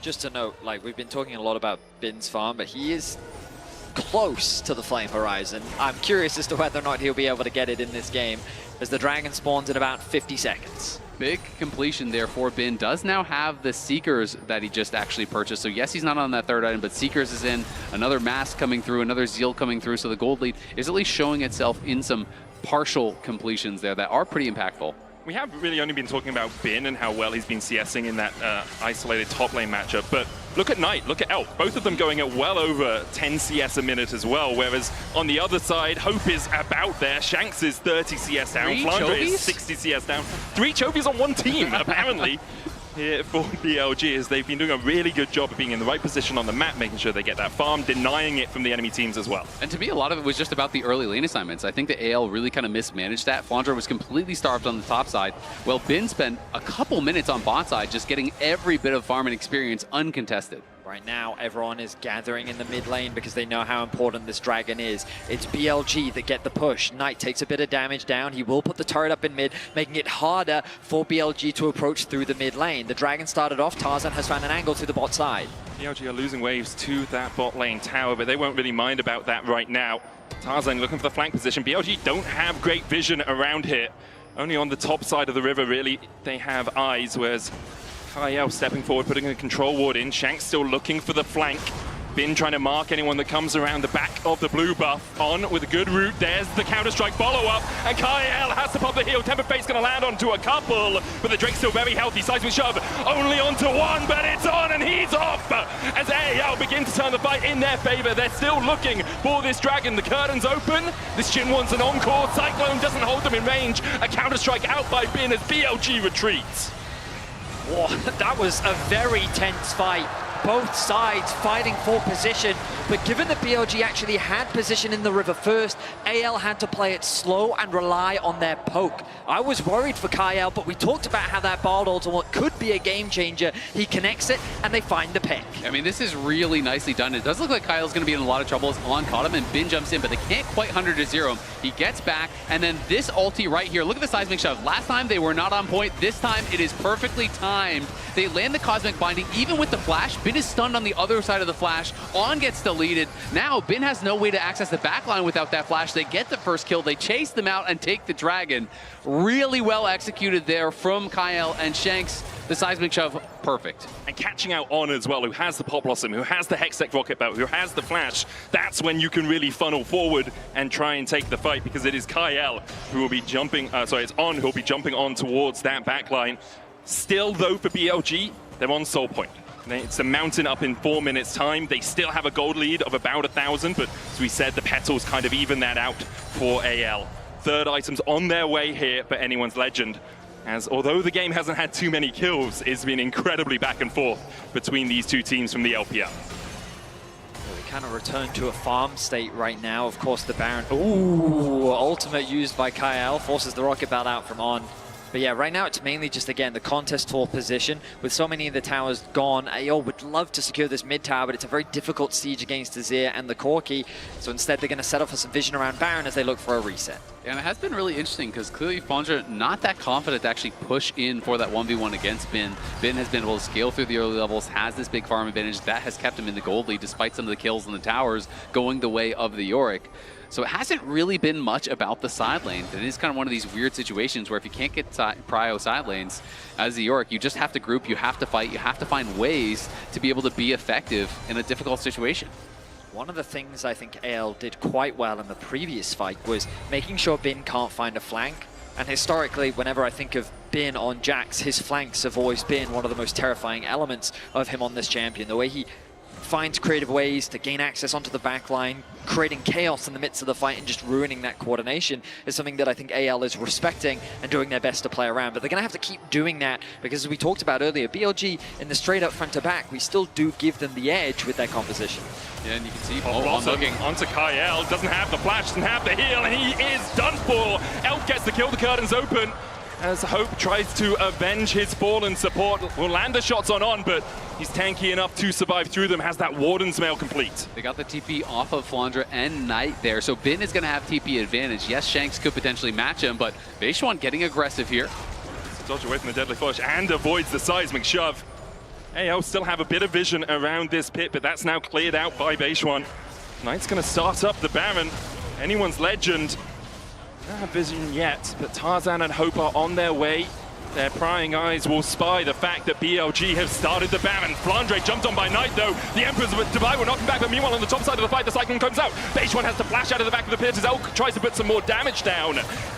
Flandre dead, BLG find another, Kyle's back alive. Yeah, Beishuan barely gets out, had almost no HP. You could hardly see the health bar there, but he does survive. They kill off Flandre. And Kyle is back, so they are able to stave off the Baron attempt here from BLG, but they do still come up with that additional kill. It does cost Knight his flash, but they got the flash off of both Flandre and Tarzan, so kind of Summoners just being traded back and forth. It was a tense night on two fronts where Knight fight on two fronts. I'm sure he was tense as well, Benny. As AL find a really nice engage onto BLG while they're not collectively attacking the Baron. The fact that they could kind of split BLG up looked very favorable for AL, even though they were at a numbers disadvantage. But then once BLG was able to disengage from the Baron fight and then provide protection for Knight, you could see how quickly the fight turned in their favor. The big thing for AL, though, is there aren't flashes available on BLG anymore. Only Elk has his up. I think Bins is going to be off cooldown before we have a fight around the Dragon. But if they can land a good Tempered Fate, the follow-up is absolutely absurd from this team. They have so much long-range lockdown. They have the Curtain Call, they have the Weaver's Wall as well to split out the fight. BLG need to be cautious about how they navigate this next fight. They absolutely do, but it's not the easiest champions to actually land that on. Even the Trundle, you can drop the Frozen Domain, for the additional move speed. You have the Dead Man's Plate. You have obviously the ability to dash on the Corki and on the Azir and on the Jax and even the Rocket Belt here for On. So there's a lot of tools they have to dodge it out. Pressure big on Kyle. On dodging away from the Tempered Fate there. AL once again pathing down towards the bottom side, trying to get some purchase in this river. Bin looking for the flank. He'll jump into the pit. On separated, but gets on the right side of the Weaver's Wall as BLG start up the Dragon. On doesn't have the flash, but that Pop Blossom can be deadly. AL trying to gain some purchase in the river here. BLG holding them at bay. There's a pillar. On still looking for that flank. Kyle now marking him as BLG will take the 4v4. Kyle on up towards the top side, but there's the Pop Blossom. The mountain secured by Tarzan, and he'll get a kill off the back of it as well. BLG separated. The dive in from Knight, knocked back with the seismic shove. Shanks will fall. Beishuan almost follows. The curtains open. Hope wants an encore. He lands one onto Bin. Beishuan will die up towards the top side. Bin dashes away. Knight trying to open up, but he just doesn't have the damage. Rooted with a deadly flourish and taken out by anyone's legend. Massive fight there for AL. Tarzan gets the smite, critically denying the Mountain Soul in what was such a close fight here. Look at how things started out. Bin is looking for access onto the backline, while Kyle is doing his best to keep On from getting the engage off Tarzan with a beautiful smite steal. We're back to live. TP'd in. He's looking for more of a fight, but the ghouls will keep him at bay alongside the Dark Possession. Bin won't find anything more. Had no vision to actually jump on them over the wall there. The main takeaway from that last fight was how AL just, again, controlled the flanks. We talked earlier about how they were cautious of Bin finding that flank. This time around, it was making sure that On couldn't get it. But even when he did, the follow-up from BLG, they just couldn't quite close that gap. The amount of zone control that AL was able to provide meant that their fight was ultimately... They didn't have the coordination needed to pull the fight off. I also really like how AL is playing these fights so aggressively, and it feels like they're always the ones putting the pressure on the enemy carries. On doesn't feel like he has been able to get into the backline whatsoever, and you look at every fight, Hope is just chilling in the backline, channeling his ultimate, being able to have the space to get done when he needs to get done. And now some of these luxury items are starting to come through here for AL as well. You can see the GA now completed there for Tarzan, and that is going to be a big one. Is going to be able to full send it on someone like Knight or Elk, push them back in this fight, and again, continue to create more space for his carries that have been performing so well. AL have control over the river right now. On trying to step forward and garner some back here for BLG. On the back foot as AL start up the Baron. BLG playing for the mid lane prio, but AL calling their bluff. There's the Temper Fate onto Beishuan. The Baron's still at 10,000. On goes in! And On finds them all! The Emperor will find his mark as well. The Guardian Angel and Tarzan brings him back, but Knight's already dead. AL looking for a little bit more here as they could jump further forward. Bin trying to dive in. Shanks low, the seismic shove will connect, but Elk's on a killing spree. On trying to trade with Tarzan down towards the bottom side. Beishuan chasing out Hope towards the top. Blandre and Tarzan will find a double. Beishuan will try and get back in the pit. Doesn't have smite right now. But with the Maiden, AL might be able to keep him at bay. A perfect wombo combo still wasn't enough to beat AL in the fight. Two members will stay alive to start the Baron off. Beishuan is hovering, threatening the steal. Beishuan almost has flashback. We'll have the flash. The smite still on cooldown. Tarzan sticking on the Baron right now as Beishuan tries to find a way back into this pit. Doesn't have vision on the Baron. Now does.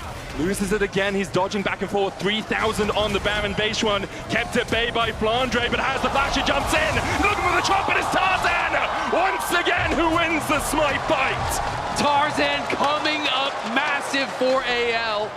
And though the engage looks so good from On, the follow-up was way too slow. Most of the carries couldn't really get there. Knight had to commit everything just to get in range for this follow-up. So let's watch this one more time. Look at where Elk is. Look at where the rest of the team is. Look at those three. Yes, the engage looks great, but where's the team? They're behind the wall. They can't get there and get the damage done during the CC. So though it looks beautiful, The follow-up isn't there from Bin. Beishuan can't get there, Elk can't get there, and AL wins anyway. Another Tempered Fate finds its mark. Elk the target though for AL as they chase him down.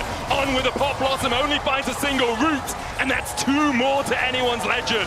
Pick after pick, AL with the Baron are sieging through these towers. They're collecting the standing gold. A root connects on the Knight. Flashes away from the seismic shot. The Ghouls will chase him from that morning mist. And now BLG are wondering, how do we defend 35 seconds before Elk is back on the Rift? On has 20, seeing Grayscale as well. AL with this Baron push could just end the game. I mean, look at the Grubs, look at the York. They're crushing through these towers so fast. Knight is here. Emperor's Divide available. The Dark Possessions try and keep him away. Bin trying to trade back in, but he just can't find a way into that backline. The Counter-Strike used only defensively as the first Nexus tower falls. On his way, he's a minion. He'll get the root down. Tarzan dives in with the Cyclone. Bin trying to get on the backline as well with the Counter-Strike, but Bin is gone. Flandre sends him to the Shadow Isles. Knight jumps onto the backline. Shank's still surviving alongside Hope. And Knight is down. Elk is up, but he's the only one for his team right now as he tries to defend his Nexus, and AL won't give him a moment to breathe. Say the last rites for BLG. Flandre puts a shovel in his head and claims game 1. A deathless game for Tarzan, with some immaculate steals, denying the soul from BLG, some crazy team fighting, and then rounding it out with some fantastic picks. AL cement a solid victory to start off this series. And it seems like maybe more of the same from the LPL playoffs as AL are able to claim the win. We're going to head over to the analyst desk to break down that game 1.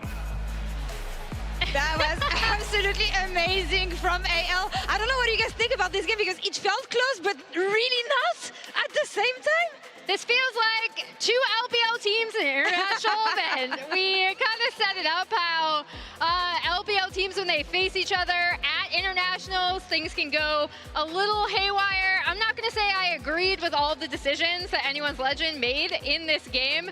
However, that Baron fight was insane. Yeah, I don't think I agree with the decisions that BLG made either, chronically. No, there's a lot of layers to this. For me, the fact that this fight, a literal 5-man ulti followed by this swoop doesn't work due to the healing, due to the lack of follow-up, the wall stalling for just that critical second, is mind-boggling to me. I think we also need to be realistic. This was one good smite from Beishuan away from Seoul going over to BLG. Yeah. This fight might have looked completely different, but it's the team fighting from AL that I think here we see they're just on another level. And in particular, Yorick is not always the champion that you want coming in to your team fight. Typically, you want to park him in a side lane. We actually saw Bin catching a lot of those early side lane waves. Flandre is the only Yorick that I would trust in a team fight, and this still comes down to the wire. And we saw that during the CFO game as well. You don't want to send this guy in the sideline. You want to keep him in the team fight, tossing goals at people. And when I look at whatever BLG did in the early game, because for me, they had the map control. They were stacking drakes. They were making all the right decision. It was never enough. Yeah, the big thing to me that we did see from BLG that was positive, again, a return to this prio around Drake. We talked about it up until the T1 series. That's something they'd heavily prioritized. And then Beishuan looked so much more in tune with his lanes early. And that was the big sticking point coming in. And I think the only reason why those early fights went the way that they did, we did see Beishuan actually get a lot of successful ganks off. But then the troubles that have plagued BLG, that lack of cohesion in fights, I think we very clearly did see it as we got to the actual 5v5s. Step by step, get the jungler on the same page with the rest of the team. Now get the team synced up together, because we saw during these fights that AL was able to make the best, especially because of the compositions they had. I'm thinking about Kael here. I'm thinking about that fourth dragon play, about the way he was able to contest that, about the way he was able to play Bard at his limit because thanks to the reliable 6-core network, every second counts, and he demonstrates what it looks like when you take Bard to the limit.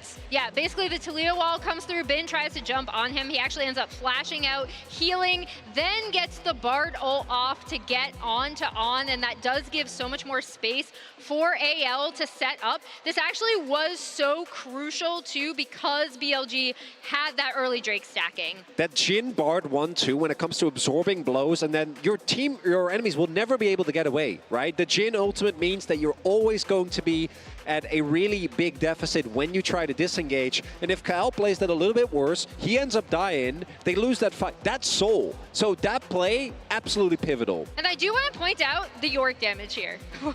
because again, this Yorick coming in to team fights, Flandra, we've talked about him playing this pick. I actually do want to point out the gold between him and Bin in this game because early on, it did look like Bin was soaking up a lot of that side lane pressure that you kind of want the Yorick to have.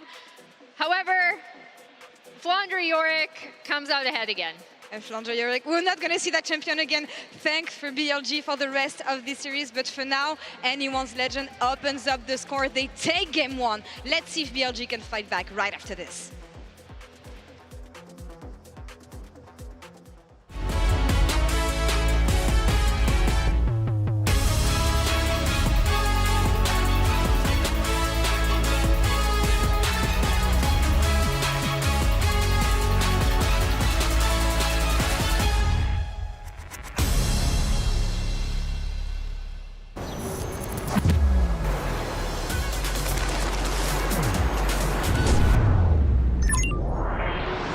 Hunter in the dark.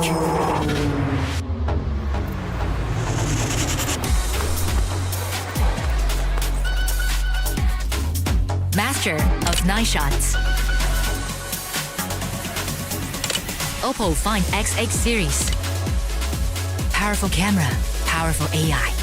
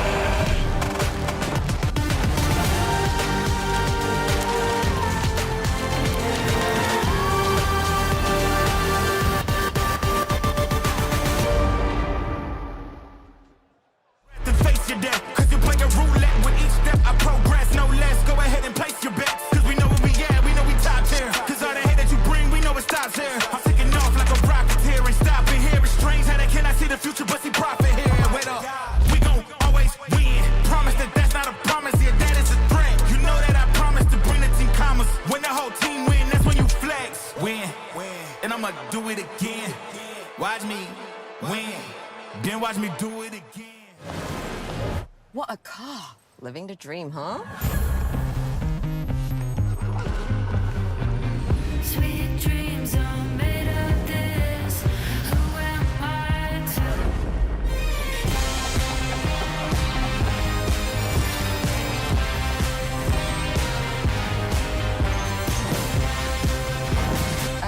Okay. I get it now. Sweet dreams are made of this.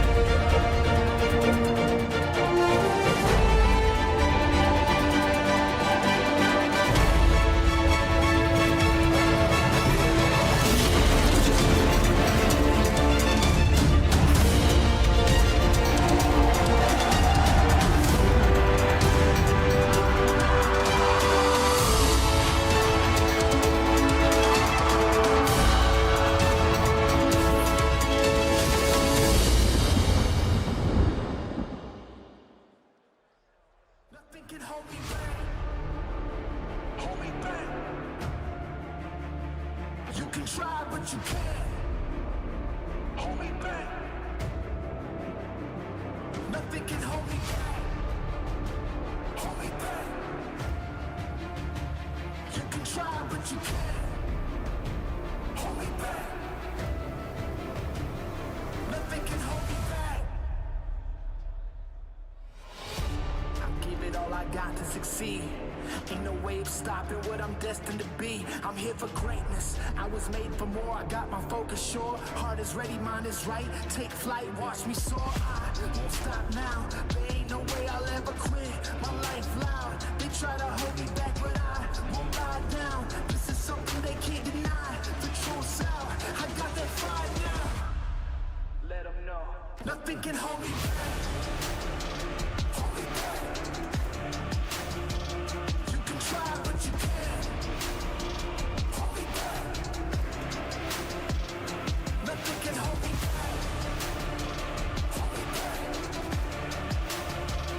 You can try, but you can't. Hold me back. Nothing can hold me back.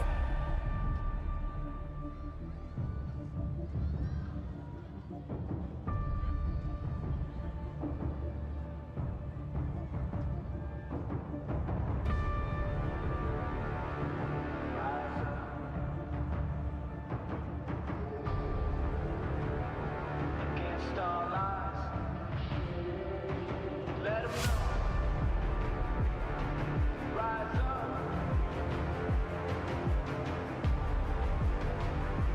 Against all odds, let 'em know. Rise up.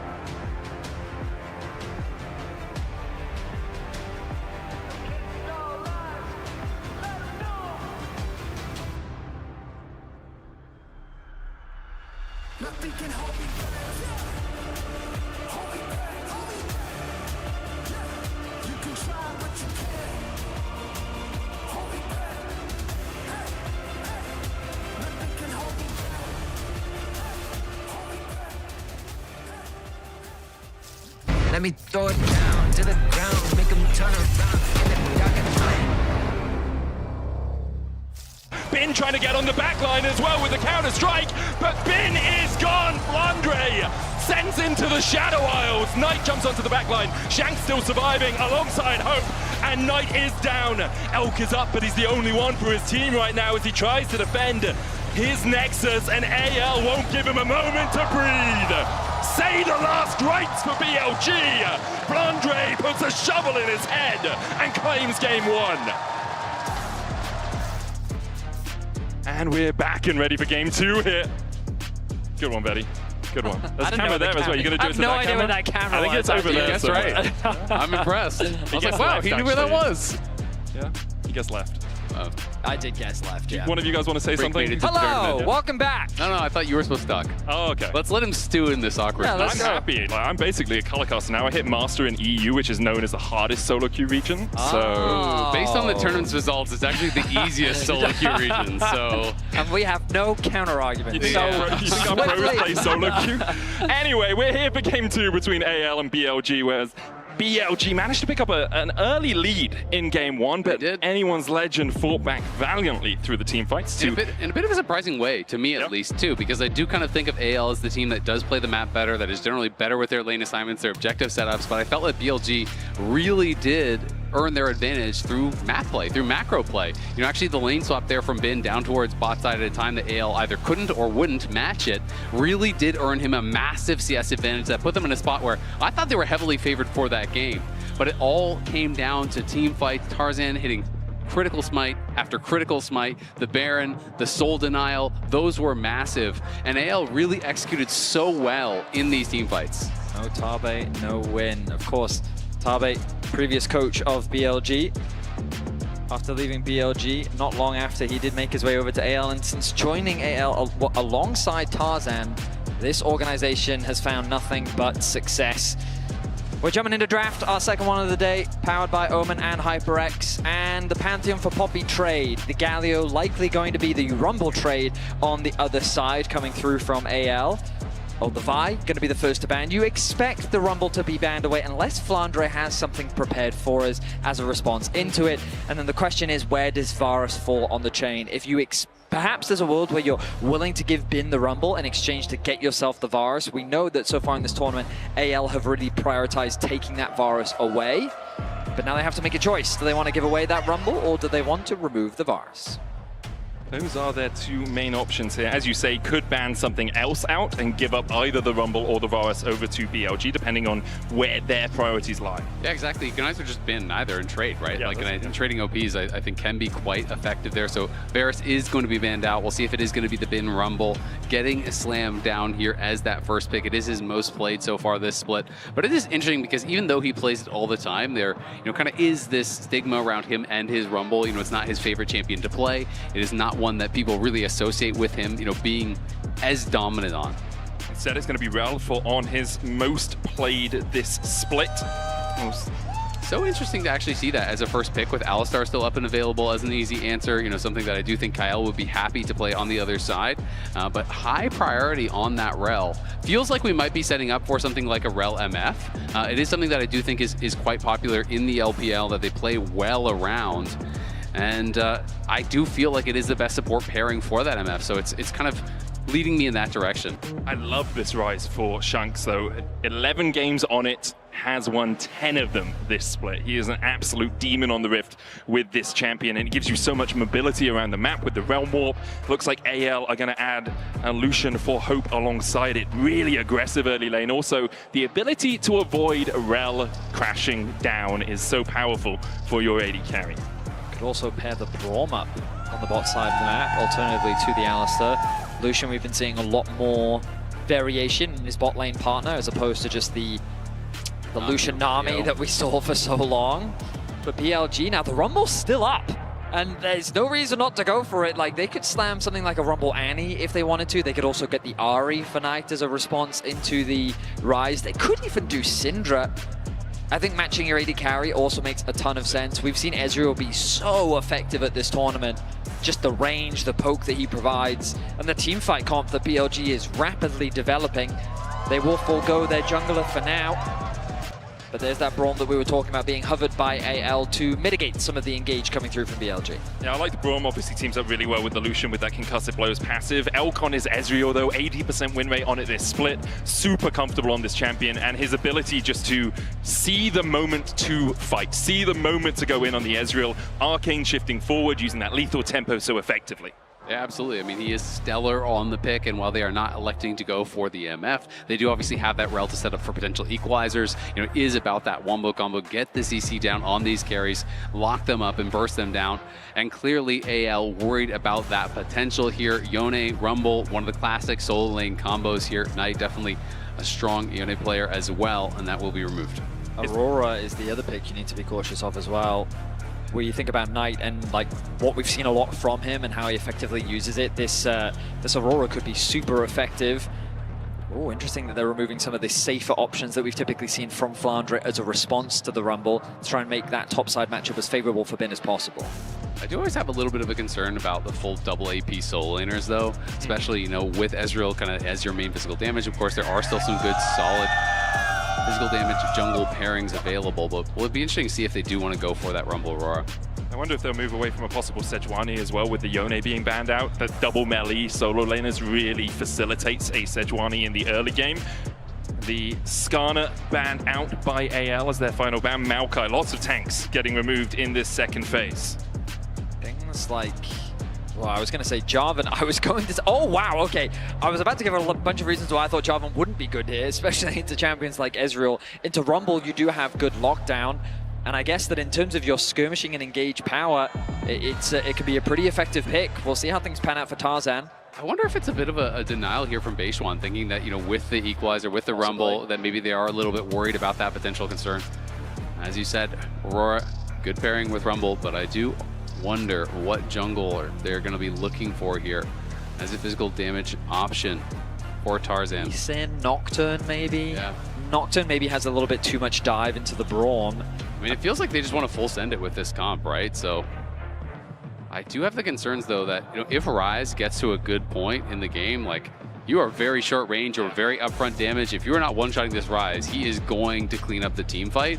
And you're trying to do this full dive, like kind of like one-punch style comp where you're going in nocturnal. You turn off the lights. All of a sudden, you have the flanking Aurora not getting spotted because the lights are turned off. You have the equalizer go down. If you do not win the fight with that initial play, it feels so devastating. And Sion is up and available when you're talking about all these tanks getting, banned out. That one was conspicuously absent from the ban list. And Sion, I feel like, has been so effective here at MSI at creating space. And now you're trying to go through the Jarvan, the Sion, this Braum as well. I feel like AL are very well set up to absorb the engage that BLG are drafting for. So I am pretty concerned about what they've cooked up.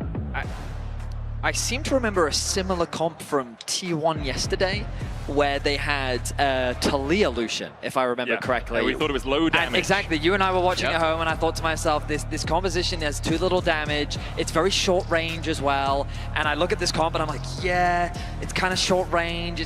But what we found was super interesting was that if you kind of treat it as a pick comp, it's actually very quick and effective at just catching a target out, executing them, creating a numbers advantage. And things like Braum do a good job of mitigating some of that engage tool.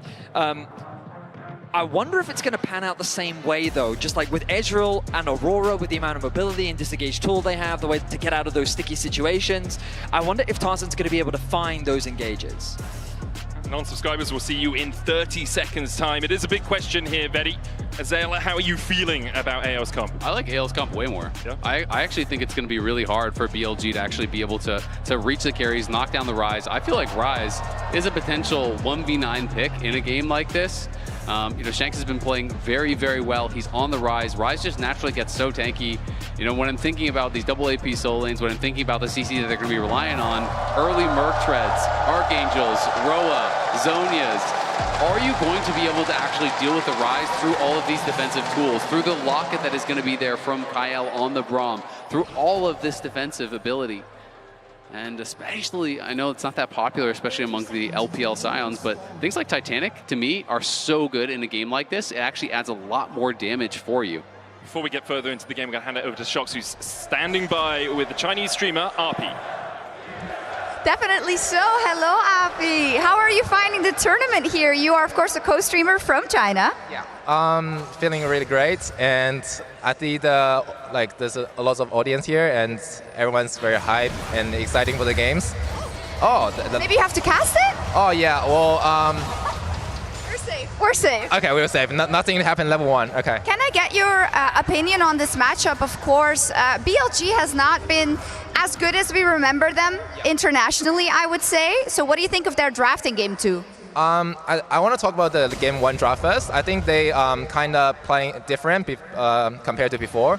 Like they pick Azir, which Knight doesn't really play the champion a lot, right? And they pick Corki, which is definitely a hope champion pool champion. And yeah, and even they lost, I think they still trying different things to win the game. Yeah. We'll see how they do here. I was just wondering, have you met any other co-streamers here that you like? Yeah, I see I Will Dominate, and I actually was a big fan of him when, like, 10 years ago, because I don't know if you remember, like 10 years ago or like 8 years ago, he done a trip to Australia, because I was a pro player in RCE server, and he went RCE server, he played the server, tried to climb to Challenger, something like that, and yeah, I watch his YouTube.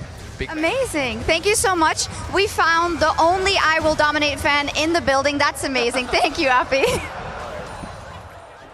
Yeah, great to hear from RP. Used to play for Peace, I believe, in OCE. Benton at GG most recently. Oh, yeah. Yeah.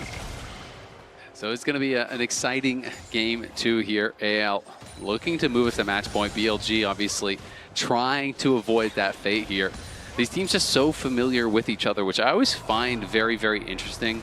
We heard Api talking about the fact that, Knight is not really known as a big Azir guy, but sometimes you have to kind of reach into the bag of tricks, try to subvert expectations when you are playing against a team that has had your number and that knows you so damn well. It's really hard, I think, when you're fighting against a main scrim partner like that, just go to exactly what they are expecting. Yeah, it definitely can be. It's Also, what makes you good and what made you get to the finals is what made you get to the finals as well. So sometimes you can overcook. You can overwork the dough a little bit and it can cause some problems. So I'll be talking about it in game 1 with the Azir pick for BLG. Yeah, I mean, it's just so interesting, right? Because, oh, Elk getting a little bit aggressive here. Knight going down onto Hope. On is running Unsealed Spellbook in this game, as is Kyle. So we'll see those summoner spells switching around through the mid game. Yeah, I did kind of get the impression that Knight wasn't that confident coming into this matchup, you know, because of that interview that we saw, as this looks like it's going to be a fight. He goes in with the flash, shadowing strike. There's the barrier out from Hope, and the Unbreakable will keep him alive for now. Base one, concussive blows, locks him up. Doubles now on Hope. On needs to get away, but the concussive blows will get another stun, and On has no hope of surviving. Tarzan claims the second kill. The Braum passive providing so much value in that early skirmish. AL ready to challenge BLG right from the get-go, and they secure 2 kills. Knight going to chase Shanks out here. Flash forward for the weirding, the twofold Hex, not enough to get the kill. Both flashes burnt. Even with Shanks' late flash, they're not actually avoiding any of the damage, still able to survive. Knight really wanted that one as the team was falling behind early. And if you're going to go for a kill like this, you have got to kill Hope instantly, but they couldn't quite get it. Look at this. Kyle immediately jumps in, blocks all of the damage from Elk, and then as soon as the fight does not immediately go the way of BLG, you are cooked. Braum in these early skirmishes dominates you. And it was ultimately just a fight for the crab. Both junglers were like, I think my bot lane is strong enough to be able to contest you. And it ends up being BLG that pull the trigger, but it does not quite go the way that they want to. Now the swap towards the top side of the map. I mean, look at the buy from the bot lane. Oh, it's so good for anyone's legend here as On is able to keep Kyle around. But it's a battle in the jungle once again. It's Tarzan coming on out on top in that battle of the jungle once again. He's having a really good series so far, and I think after it taking him 7 attempts to win a title, now we're starting to see Tarzan really unleashed. I mean, it's really exciting as a Tarzan fan, as someone who really felt like this guy was the best player in the world to never win a regional title, right? You know, he had not been able to accomplish that. 0 for 6 in regional finals, finally is able to do it. And not only did he do it, he did it with one of the largest exclamation points I've ever seen. His Zed game to close out the finals, I think had the most impressive mechanical team fight I've ever seen, period, in League of Legends. I thought that was mind-blowing. And I really do feel like sometimes when these players, you know, get that first title, get that first trophy, you can then kind of have the floodgates open and really take over. Especially doing it against players that have denied you from it in the past. In 23, 24, Bin, Knight, On, and Elk were the players that denied Tarzan that first title. Now he's claimed it. We'll see how much his career can accelerate from here, because he's already had an incredibly illustrious one. Only really international success is what could improve it. On and Elk forced away. The pickaxe longsword already for Hope makes it such a difficult trade, as Elk has only got a dagger and that tier. And it does feel like this year, there's a lot of pressure on these LPL teams. They're coming off of a very disappointing first stand from TES, where HLE was not really challenged whatsoever. The LCK dominated first stand, crushed all comers. Shanks could be in some trouble. Beishwan looking for mid here. Shanks should be able to sidestep everything. Beishwan, the Realm Warp coming out. He's used the Shroud of Darkness already, so he no longer has a spell shield. And Shanks is going to open up, and Knight goes between worlds. There's the fear, and Shanks is down. Now can Beishwan escape the answers? No, as Tarzan answers with a kill of his own. Ends up being a 1-for-1 trade.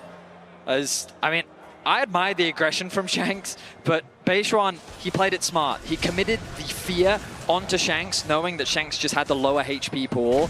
Knight, with good target selection with his jungler, looked to lock him down as quickly as possible. Knight also picking up that kill is really valuable in the matchup, especially given that he'd already committed the flash earlier on. But AL doing what we see often here at MSI, swapping this bot lane into mid lane to help contest that mid wave, ready to contest the first grub spawn. Absolutely, but you know, back to the first standpoint, just the idea I think is that for these LPL teams, they really want to represent their region well, even more so because of the disappointment at first stand. They want to be able to show that they can actually challenge the best LCK teams in the world. AL took Gen G to 5 games, and coming into this tournament, most people I think thought Gen G were going to run away with it, that they were going to dominate. AL proved that was not the case, and I think they are very hungry to have a shot at T1 and to have a potential rematch against Gen G to show we can do more than get close, we can take you down. I mean, I think BLG will be equally as hungry, losing to T1 in Worlds Finals last year, year, losing to Genji at MSI last year. There's a lot of expectation on these rosters. For AL, first time on the international stage, but with a roster that has managed to pick up the wins in the LPL playoffs. For BLG, almost a redemption arc if they can manage to get through to those finals and take home the trophy. TP coming in from AL as they defend the Grubs, the culling as well from Hope forces on away. And those will be the first 3 Grubs of the game going over to anyone's legend. Tarzan, again, out to a really big lead here, but to talk about the BLG side again, you know, Bin has had so much success at MSI. This guy reminded us on stage, 3 straight MSI finals. You know, he is not to be overlooked here. 2022 wins MSI, 2023 second, 2024 second. He is getting there, and he said it, don't forget. He has been there back to back to back, and he's looking to try to get his team to a 4th straight MSI, which is an insane achievement. It's very uncommon for Bin not to be in finals. Yep. He just finds a way. And I mean, the man has been so talented for so long. I remember casting him back on Suning all those years ago, 2020. Made finals in his first year. Yes, he did. The Fiora pentakill in the finals. He had a good start to the Jax game. He ultimately couldn't close things out in game 1. Now on his Rumble that we've been seeing a lot so far this year, he's built up a bit of a lead in terms of the 1v1 matchup. He's now on the bot side of the map, assisting BLG secure the first dragon of the game. I think that AL is a little too slow to respond to this objective, and even though they'll be in the area, it'll be a difficult steal. Tarzan trying to get in there. There's the Cataclysm. Paranoia used. Tarzan has to flash away and will flag and drag to safety. Hang on. So, I mean, they get the teleport out from Knight as well. Are they still fishing for a fight? On's looking for it. He's going to flash forward onto Tarzan. Shadowing strike onto Shanks as well. There's the equalizer going to chunk out Kyle. Unstoppable onslaught in, though, as Flandre looks to make this fight continue. Realm Warp forward. Base one flashes away, but it's cold where he stands. He's the bullet from Hope's gun. Shanks flashes in, and Elk is put in prison. 2 more kills to anyone's legend. AL crushed them in the fight here. Tarzan tried to get in, was late. But then On decides, you know what? I will give you that fight. I will re-engage here. Tarzan goes in, you know, throws down the ult, has to flash out. I think he's trying to buy time for his team to arrive. But when the lights get turned out, his team cannot TP in. So they say, okay, we're going to back out. We're going to see if we can still fish for some sort of a fight. Because I have this Sundered Sky. Tarzan incredibly strong. Goes for the re-engage here. The Shattering Strike does not connect onto Tarzan. It does onto Shanks.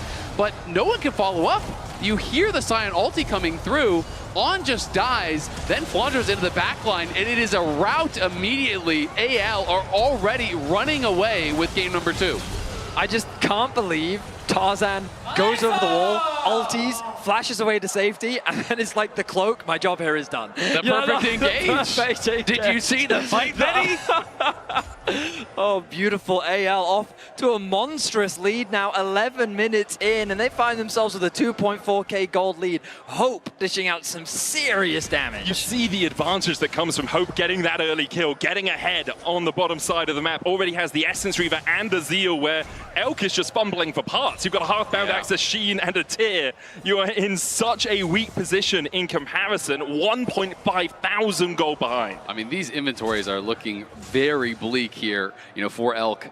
Hope is in such a strong point of the game. He's going to have that second item here relatively quick. They're already up 2.5k, and having that gold so isolated on your jungle, on your AD carry is going to be really, really tough to deal with.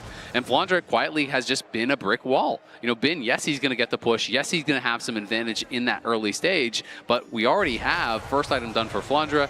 He is going to be shrugging off so much of that, and Sion, we know, has incredible wave clear, is really stalwart in these side lanes, so he just needs to keep doing what he's doing. AL will just continue to farm for now. Kind of these plates would be lovely to grab from both sides, but I think it's a difficult play to contest. With these neutrals still about 2 minutes away, I think that Nocturne's going to be more than happy to just farm as much as he can. Shanks has to play safe on the top side of the map. He has no flash available, and when we kind of look at that vision around the top side, he is playing on the weak side of the map. Yeah, good respect from Shanks, but he still takes a chunk of damage. And now he's at real risk of a dive. Good vision coverage, though, from AL to track where Beishuan is on the map. He has been pinged, he has been spotted. It's going to make that threat of a dive. And now AL looking to contest this Scuttle Crab, helping Tarzan out. OpenFire the first to move across. Tarzan takes a Mystic shot. It would be a 4v3 right now, but obviously the Realm Warp from Shanks can allow him to join the fight pretty sharpish. True shot barrage out, Tarzan lands the smite. The Winter's Bite on Beishuan. AL were looking for a bit more of a fight, but with Bin coming up, they immediately realize they don't want to take an undermanned battle.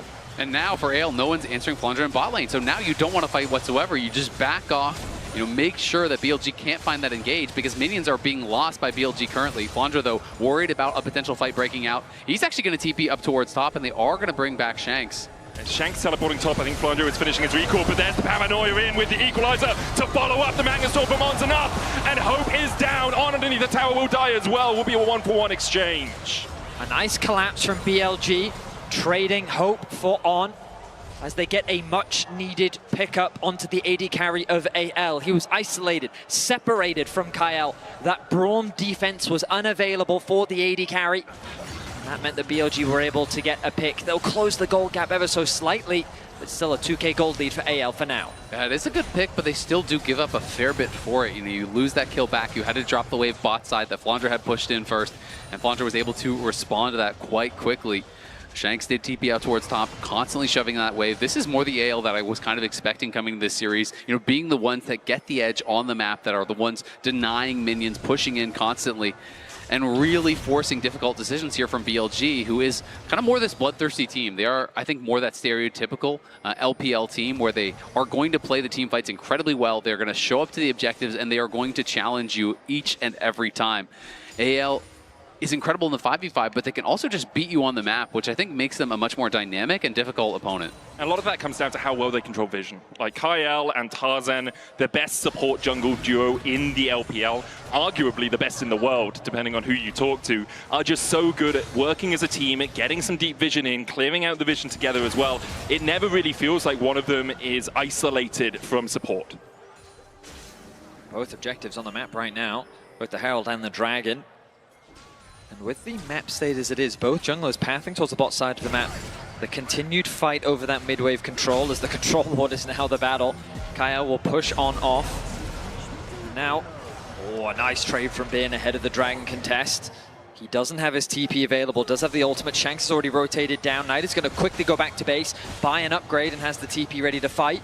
Beishuan with his ultimate is primed and ready to go. Knight can teleport into the pit. Instead, he decides mid lane. Paranoia out. Tarzan gets the smite. Where are we going with the Paranoia? Immediately we jump on towards Flandre. The Beer's going to come out as well, but the Unstoppable Onslaught will block that CC. Flandre running for the hills. Bin trying to chase True Shot Barrage out. Equalizer onto Flandre, gets the slow. Beishuan flashes forward, as does Bin, and they will bell at the Scion towards this blue buff. AL might want more of a fight though. The Magnus Storm on 3, and in they go between worlds. They're sent. BLG find a massive fight. Yeah, BLG there, big punish. As Hope was nowhere near the fight, I'm not sure why Tarzan decided to go for the re-engage. They could have just given up Flandre and played for the wave mid, which was exactly what Hope was trying to do. But his team goes for the re-engage. Hope is moving over, but never even gets close to the fight. And BLG coming up with a massive win there, bringing them back to within striking distance. Potentially a fatal mistake by AL. I felt that BLG was going super deep just to get a single kill onto the Scion because there wasn't really much that they were going to convert off the back of it. But the moment that Tarzan said, you know what, I think we can win this fight, that's where things fell apart. The goal difference now really not that much. Hope still holding on to the difference between the two teams. The Herald's going to be started off. Tarzan's not in a position to contest. Shanks is too far away. His TP is unavailable. And so BLG will get themselves another objective as they pick up the Herald. Just like that, BLG are very much back into this game. There's still a disparity between Hope and Elk, but we see Beishuan chasing here. It did seem deep onto the Scion. Yeah, I mean, the heal will come through from Kyle to escort Flandre to safety. The Rumble ultimate kind of cutting off that support from Flandre. They get that initial pick, and at this point, AL thinks, actually, maybe we can turn this around. But look at the minimap. Look at where your Lucian is. Your Lucian is on mid-wave right now as they're going for this re-engage. You don't really have enough damage there. Your top laner is already down. Shanks tries to get what he can done. But without the Lucian, who is the strongest member on the team, it's going to be a very difficult fight to take, and an ill-advised one to be sure. Still 1,000 gold lead for anyone's legend. They are still scaling into this game as well. 2 items on the Lucian. Shanks has finished the Rod of Ages on his way towards his Archangels. They're looking to try and crack the first tier 1 of the game. Bin now surpassing Gala for the 7th most all-time international kills at 503. There's the dive in with the paranoia, and Shanks has to walk over a flaming carpet. Can't escape. Bin will take the kill. Beishuan can look for a little bit more here. Hope not moving from the mid lane. Tarzan should be able to flag and drag his way to safety. Kyle might just be able to walk out. Flandre just ulted topside, so they're scrapping up there as well. Knight forced low by Flandre, but can just jump across the veil and get to safety. Nocturne is so good at catching isolated targets, especially a Ryze that has no flash available. Just the moment that ulti is off cooldown. Oh, ulti comes through. Glacial Fisher onto on. Magnet Storm coming out, but the shield from the Crashdown won't be enough to keep him alive. Teleport in as well by Bin as he tries to burn through Tarzan. The Flame Spitter doing a lot of work, but the Cataclysm combo is just too much. It's carnage for anyone's legend. A bloodbath as Hope claims a quadra. Hope reigns eternal for AL. A quadra kill in the mid lane. Finally finds his moment there as BLG just go that hair too far. Bin TP's in, Kyle tags him with the Winter's Bite, and Hope punishes massively. And if this is not quintessential AL versus BLG, I do not know if we'll get a better example of how these teams face off. Really good punish from Kyle onto On as he's isolated in the mid lane. But when the TP comes through, BLG is saying, you know what, we do so much damage here, let's go for it. But the Braum passive, again, in conjunction with the Lucian, makes it so easy for Hope to tear them apart. Nice follow through from Tarzan, sets up for the quadra for Hope. And that EQ flash, so clean from Tarzan, because he goes through for the EQ, delays to get the first knockup, flashes then after the first knockup to get the next one on to Elk. Like, that is just picture perfect. This guy's mechanics are out of this world, and Hope, that culling just destroyed them. As soon as you see the Braum passive proc, he gets the stun, full culling to the face. No shot for Bin there. And 2 minutes ago we were saying, oh, BLG are back in the game. It's only 1,000 gold between these two teams. The Dragons are even, and now a 3.5K lead for anyone's legend. All of that sitting on Hope. I mean, you just look at, I keep going back to it, but look at the inventories for the AD carries. It is just so brutal. You're not even close to your second item, and the second item is a cheap one. Then you're looking over here, and it's just, that is tough. And that also means feats have gone over the way of AL, and they were able to grab towers off the back of that did claim the upgraded boots for them. So they are looking really strong at this point. You know, you have Shanks on his Archangels fully completed. Now he's going to be a lot harder to burst down as well. And this is kind of the part of the game where I was getting very concerned for BLG's comp, even if they were on more even keel. So you highlighted the bad news for BLG. The good news is there's only one carry that has all the gold. So if they're able to catch Hope, there may still be hope for BLG. It ultimately will come down to Beishuan's target selection, and if the follow-up is there, forced to flash away early. Cullen coming out as well. Beishuan should just be able to walk away from this one. Meanwhile, on the top side, the Realm Warp coming out from Shanks as they look to chase down Knight. He'll go between worlds, the weirding as well for the slow for the escape. BLG will walk away after taking that bot tier 1. And nice play around vision there for Tarzan. Controlling the banana brush, so important when you are trying to approach this dragon. And Knight walks by, Tarzan just pushes him back. Knowing how strong he is in this game, he's on 2 fully completed items. He does not have to be afraid. Goes in, gets that chunks down. And yeah, you traded out the Realm Warp, but Knight's ultimate is much more important in the actual fight. So they're just going to continue to force. Anyone's legend could look for the Otacon. There's no paranoia up, there's no between worlds. They're going to start it up. Bin there.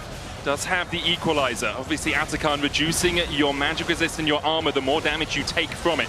Knight has teleport. He's going back to base right now, looking for that second completed item. On stepping forward, has the flash, has the Magnet Storm. AL still on the Atakan right now as Flandre is on the front line, and Flandre is snuffed out. AL now trying to fight a 4v5. BLG can look for more. The smite comes out. It's secured. AL will walk away with the Otacon, but will BLG allow them to escape? Hope the first target as BLG are looking for the light at the end of the tunnel, and that means killing off Hope. The heal will get him to safety, and BLG won't be able to find much more. Yeah, and at the end of the day, still great there for AL. Yes, they do lose one, but Flandre buys so much time. He just kind of walks forward and creates that space with the zombie form. And as a result, his team does get the Otacon. They're trying to stop the bases, though. This is well done by BLG. They don't want to allow them to reset. The calling out into the Cataclysm, Magnet Storm out by On, but now Knight's taking up the towers, and that's not where he wants to be. AL pounces, BLG are greedy. BLG once again in this game overstep we've seen that aggression work wonders for them, but we've also seen them get punished. And once again, in an effort to interrupt AL's return to the base, they are punished once more. They'll even get a tower off the back of it. AL taking full control here in game 2. I definitely understand the thought process from BLG, because I think they feel that they're falling out of this game and they're saying, all right, we had Hope low, we got Summoners out. Let's not allow them to base. Let's not allow them to spend this gold. We need to punish now.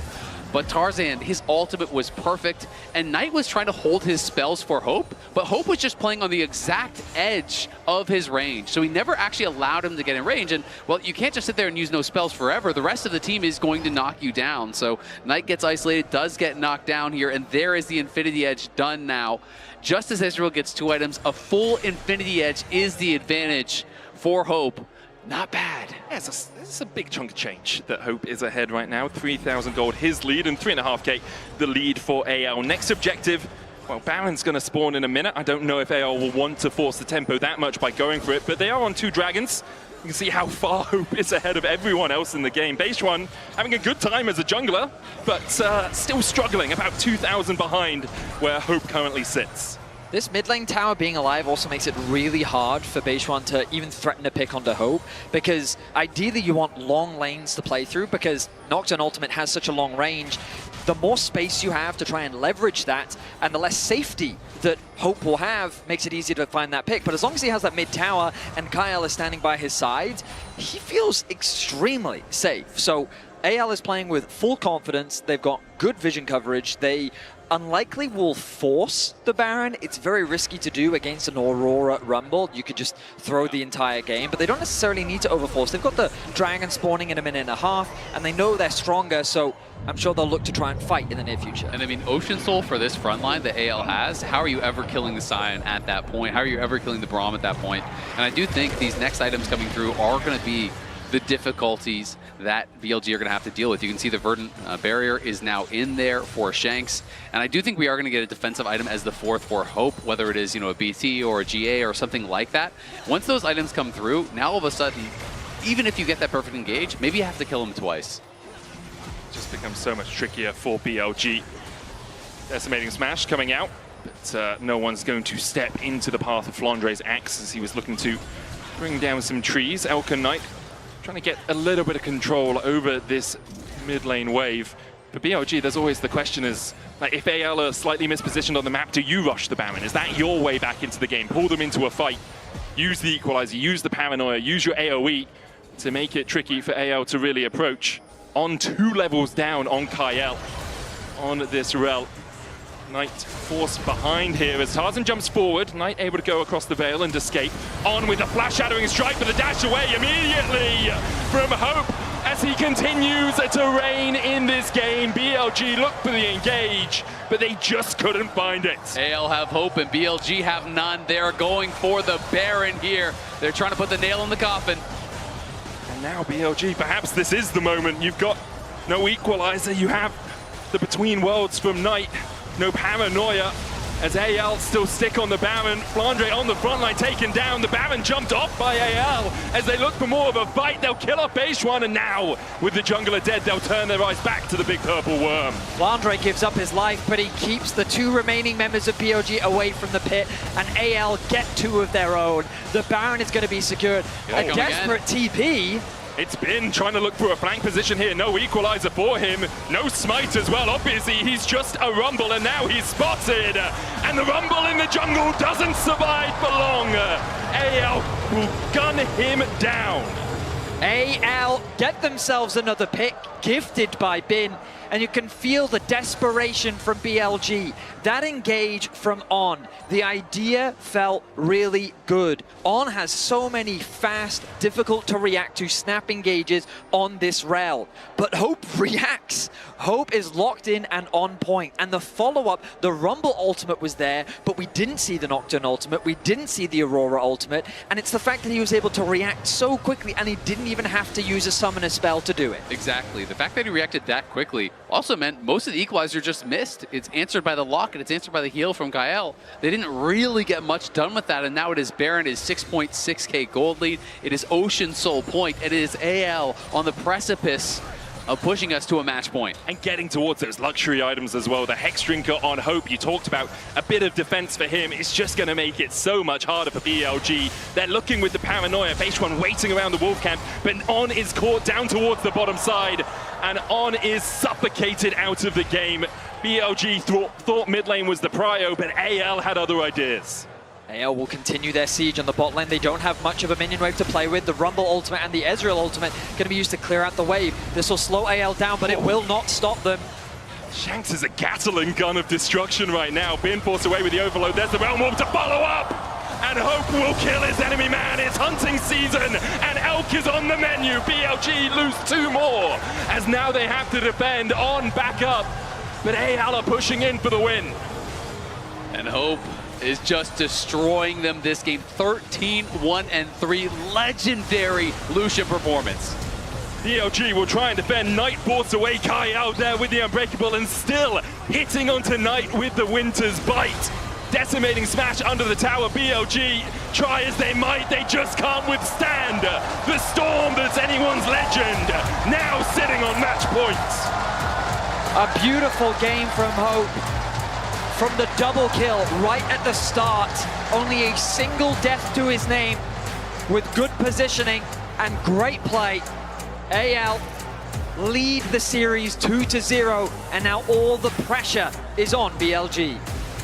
And for them, they're wondering, is it just a continuation of the story that's been told twice already in the LPL playoffs? Is it 3-2, 3-1, now at MSI 3-0? Is it time for anyone's legend to take over the torch of representing the LPL here on the international stage? It is looking that way, but if there's a moment to step up, it is right now. And BLG have some incredible players who are capable of turning things around in this series. But you're gonna need to see peak Bin. You're gonna need to see peak Knight. We're going to hand it over to Shox, who's standing by with Tabe. I am indeed. Tabe, spectacular performance so far. Are you happy with your guys, and what was the specific strategy to get this game win? Of course, I'm happy because we won 2 games, right? But I want to thank of the draft, because I guess the Lucian Braum really countered to Nocturne and Aurora? Rabbit, yeah. Their serious engage were really countered by Braum, yeah. Overall, what do you think the biggest threat on BLG is? Of course, you also won in the LPL finals, but is there anything different that you're looking out for? They're really familiar with their free lanes early game pressure, but I think if we can defend their early game pressure, we will win the game easily. 3-0? If we want to 3-0, I have to work hard on the draft. I'll let you go. I get the hint. Thank you, Tabe. Thank you so much, Shox. Always amazing to hear from Tabe. And we have a special guest joining us at the desk, Candice, LPL host. Thank you so much for joining us. Thank you guys, enjoy me. Oh, okay, so what did you think about this series so far? 2-0 for AL. Did you expect that? Actually, I didn't expect that fast 2-0 for AL, but I think they might find some way to fight back for the BLG in the next maybe 3 series. Hopefully they can bring it to a series, but Tabe, once again, master at drafting. He really is in BLG's head right now. The players are in their heads on the rift, but it comes from the drafting phase, I feel. Yeah, and the things that really worked out for this draft, he already pointed it out. Yeah. The Lucian Braum, from that early play where they really underestimated the Braum in that bot lane 3v3, that set Hope on a path to success super early. It's really twofold, because on one end, I think that AL is playing very nicely to the win condition, like that play that On tried to find Hope in the mid lane, to me was one of the best examples. Tarzan's turn in the mid lane earlier on, all of that was great. I also think BLG is just running headfirst into very obvious traps. Let's check out, actually, we see Tarzan here, and you were just talking about it, Chronicler in our HyperX Reflex replay. BLG goes head first, and AL fights back in a very on type of gameplay and replay here, Emily. Yeah, I think this is also the difference maker in AL versus BLG, I think, is the synergy between Tarzan and Kyle in a lot of these team fights. I actually wanted to ask you, Candice, about these two working together on Anyone's Legend and what they've brought to the team as we kind of see them setting up for Hope to just pop off. I think I should mention the Tarzan's interview before, because he mentioned that we spent a lot of time and getting in the synergy and everyone putting so much effort, and we know our role clearly. So that's why they put so much effort and they gain from that. And also we should like watch the documentary if after this game, the AL, the Breaking Ground, they put so much effort. They ranked till the like morning, every day. Yeah, I mean, Tabe was after LPL finals talking about the discipline, the work, everything that this team had put to get in the position they're in today. It is match point, Chronicler. I want you to, show us your prediction, because you were really confident in the 3-2 for BLG. Yes. The crowd was booing you. I kind of understand what they were on to right now. I'm still confident. Are you? No, but I gotta sell this, right? I'm no Raz. I'm not flip-flopping. As long as On can just chill a little bit, okay? We're getting deeper into Fearless, which I don't really see how that benefits BLG, but I believe in the magic. And you know what? I think AL, they're gonna have at least one game for fun, can snowball from there. They did it in the finals, they can do it again. They can do it again, hopefully, and bring us a series. Candice, thank you so much for joining us. It was a pleasure having you on the desk. Let's hope that BLG can turn this around and bring us a series here in Game 3.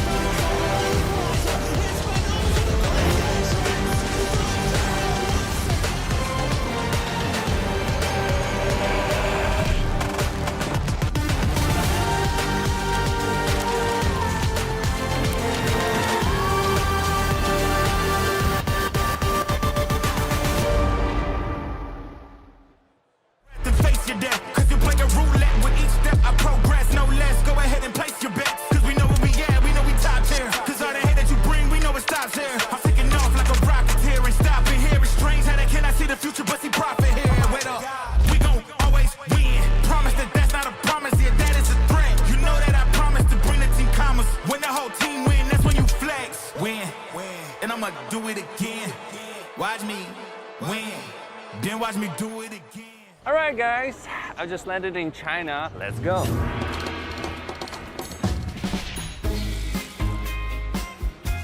Play the local way, pay your way. Have you ever seen the Great Wall at night? Play the local way, pay your way.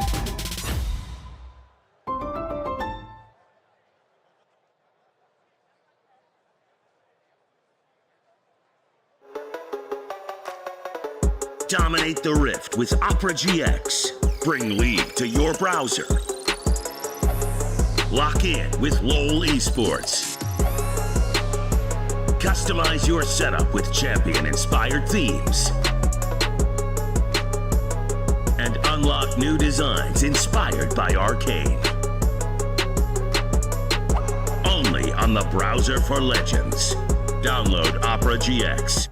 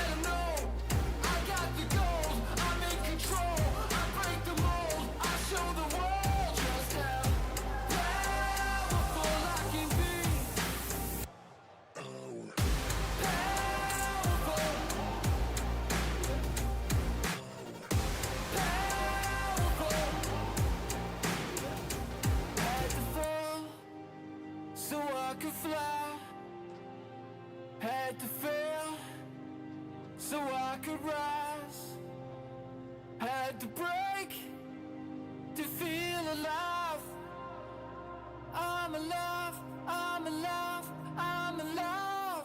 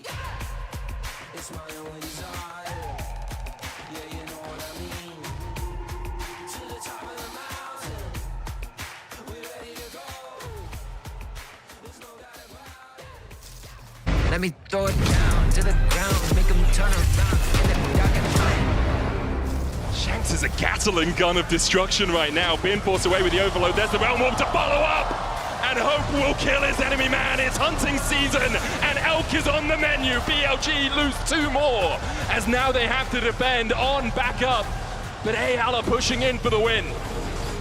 And Hope is just destroying them this game. 13-1-3, legendary Lucian performance. BLG will try and defend. Knight forced away. Kai out there with the Unbreakable and still hitting onto Knight with the Winter's Bite.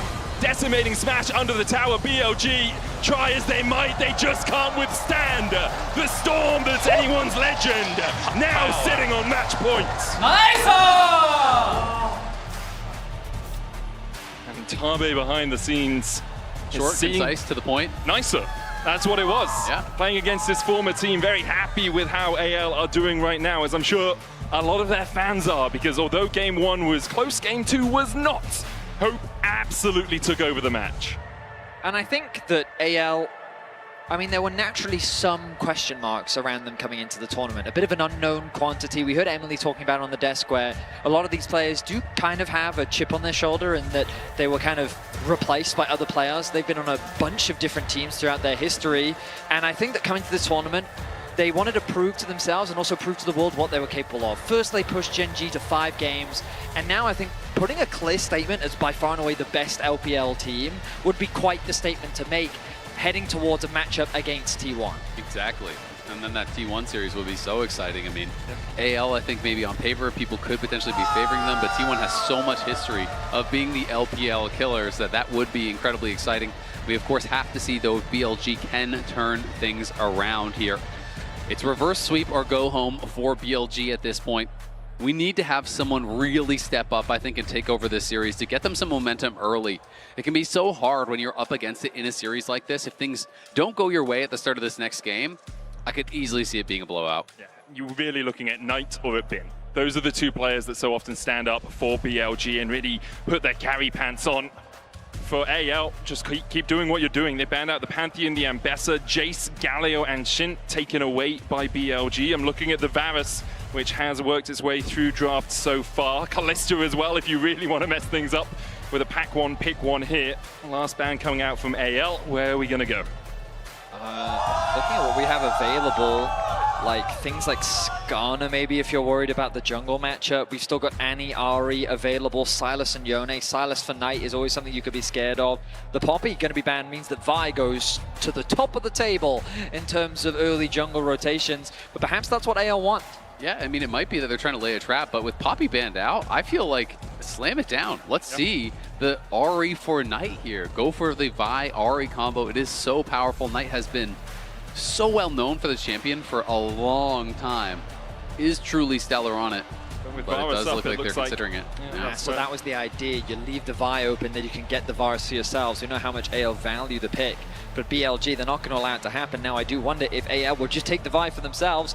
Well, they're going to insta-lock the Gwen and the Vi. So not only will they deny the Gwen away from Bin, a champion that he is very feared on, they're also going to lock in that Vi. And I wonder if Shanks will go for the Ari himself. This could be an opportunity for BLG to just blind the Annie to dissuade Shanks from going in that direction. It is true. I mean, there is something that you can be said for that, but also, I mean, Syndra, I think, good answer into it. You know, Knight, very, very good on it. As well. Silas, Annie, I think there's a lot of options here up and available if Shanks were to just kind of slam that down. We'll have to see where BLG want to take it, but thus far I do feel like AL had a really good read on the priorities for BLG because, you know, I thought it was going to be a Vi going over, but the fact that they were actually able to predict it was going to be the Varus going over, they pre-banned the Poppy, they get the Vi, they're the ones that are going to be kind of on the front foot here. And Flandra on his Gwen, very, very comfortable on this pick. It is hard to punish. I do think it is a strong blind pick in the meta these days. It is one of those unique champions that both can be a massive side lane threat, but it's also really strong in team fights if you can pilot that at that high level. Okay. Okay. Yeah, it's Fiora for Bin. We saw this all the way back when he was on Suning in the World Finals, got a pentakill. The pentakill. In that game too. Oh my goodness. And it's Sivir for Hope.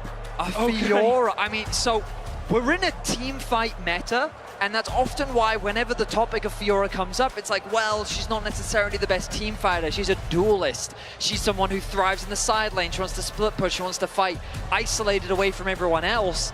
And into the Gwen matchup, it can be a great matchup.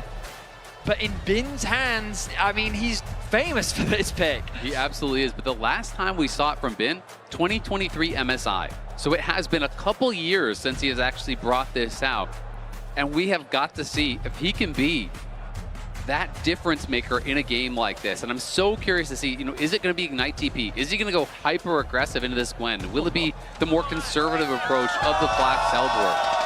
I mean, when your back's against the wall, I feel like just having confidence in yourself to pick champions like this is a must. If you're going to go down, you may as well go down trying. And I love this pick. Victor going to be removed on the side of AL alongside the Alistair, the Casio, targeted towards Shanks. Looks like that mid pool is going to continue to be pinched. They want to make sure that that mobility is available on the side of BLG. Yeah, very interesting to see. No Ahri banned out yet. Of course, BLG still could ban it here if they are concerned about that Vi Ahri combo. This really feels like a BLG Silas to me. Knight is so proficient at the pick, removing some of those very difficult matchups in particular. And Knight not having lost a game on that Silas this split, 8-0 on the champion. Victor banned away, Karma, Cass removed by BLG.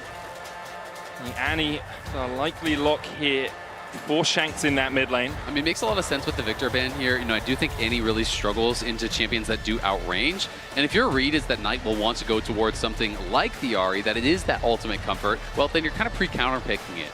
But still, I think you can look towards champions like even Orianna that can kind of accomplish a similar thing, that can have that additional range to poke and prod away at the Annie to try to shove that Annie in and really make things difficult.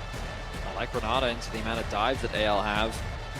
When you've got Gwen and Vi threatening that Varus, trying to gain access onto the backline.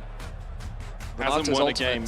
Hasn't won a game at MSI, Renata. She's alongside the Kalista. She's alongside the Kalista most of the time. I'm not 100% sure if it's every game that she has played alongside the Kalista, but maybe pairing it up with a new AD carry could work. Akali currently the hover for Knight.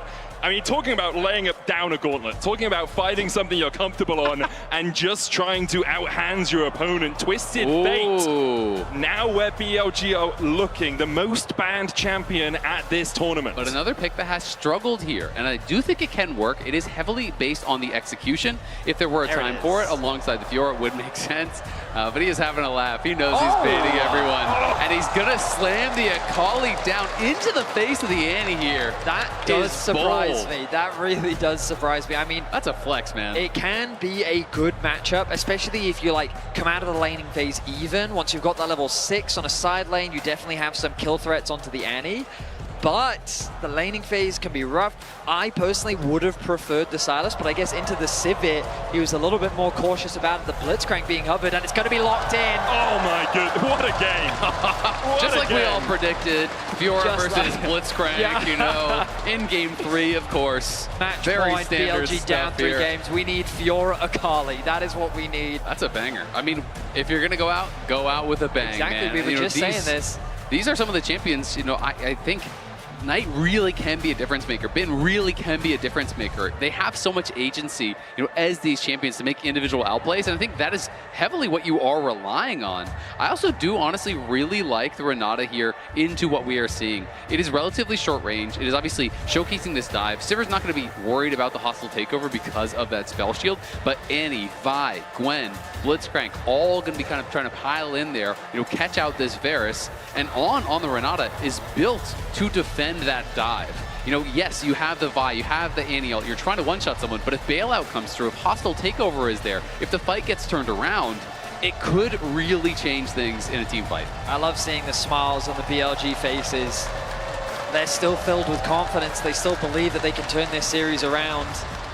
A roster of experienced players at this point.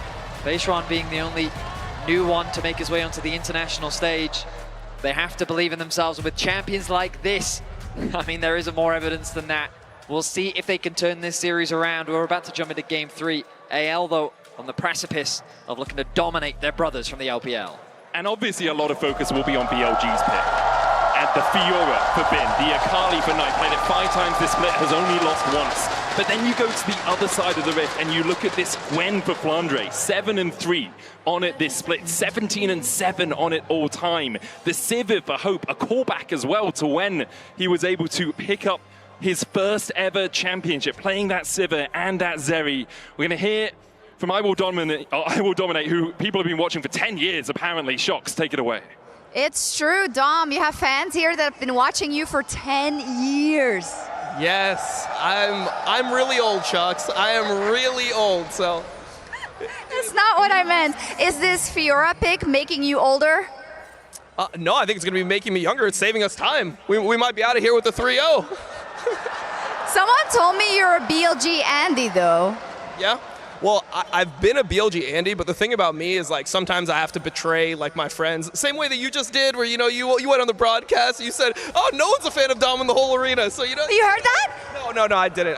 The hearing is going with the age as well. Yeah. Okay. I'm gonna do you a solid. Medic and I jumped on K-Drill's stream and we spilled coffee all over his setup. Yeah.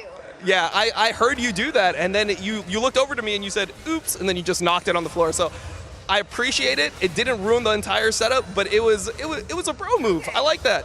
AL 3-0, and if not, why not? I think it's AL 3-0. I think it's just Tabe Diff. He's too good. Okay, Tabe Diff. Thank you, Dom. Oh, coming in. On. Able to walk away. The Ricochet coming out. Hope with the barrier early here. Looking for a bit of extra damage on the trade. Ghost was popped by Elk as well. As those Ricochets continue just to chip away at On and Elk.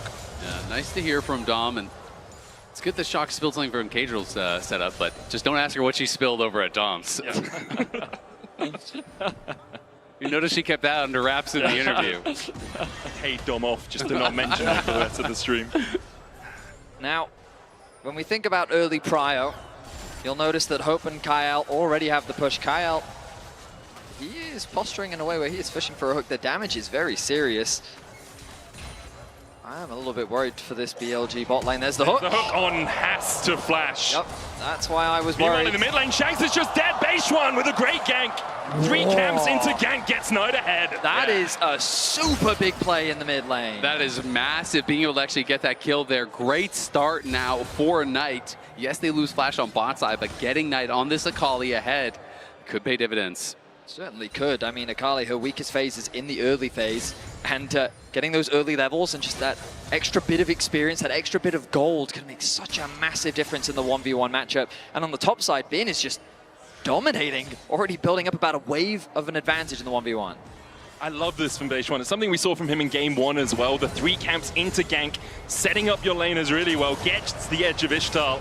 And then there's really nothing Shanks can do in this situation. Yeah, and it's just kind of the anti-timing there for Shanks. He had the level advantage on Knight, and he had Knight quite low, so he wanted to press the advantage there, not expecting the early gank, but Tarzan topside not to be outdone. Bin has flash, has riposte, will lunge away. Needs to riposte the bot breaker and does so. Gets the stun, trades back onto Flandre. But with Kyle and Hope on their way, Bin needs to be a little bit more cautious. Does still have the flash. Kyle has one of his own. Won't send out the hook. Dances around it well. You can see the Ignite was even popped by Flandre. And the swap even came through, so AL doing everything in their power to try and put Bin behind, put that pressure onto the Fiora, but now he can just TP to the bot lane. He can continue in his 1v1 matchup, as the response from BLG will be sending their bot lane to top as well. Yeah, notice that Flandre's not going to TP to match, so he's going to hold on to his teleport here, and there's the hook. Oh, that would have been a kill. He has no flash, and Tarzan was there, but just can't quite find it. I think he might even be losing a plate, though, down bot because he held onto the TP. So, yes, you have that teleport advantage, but now you have to get something on top side. Otherwise, you've just gifted Bin an even larger lead.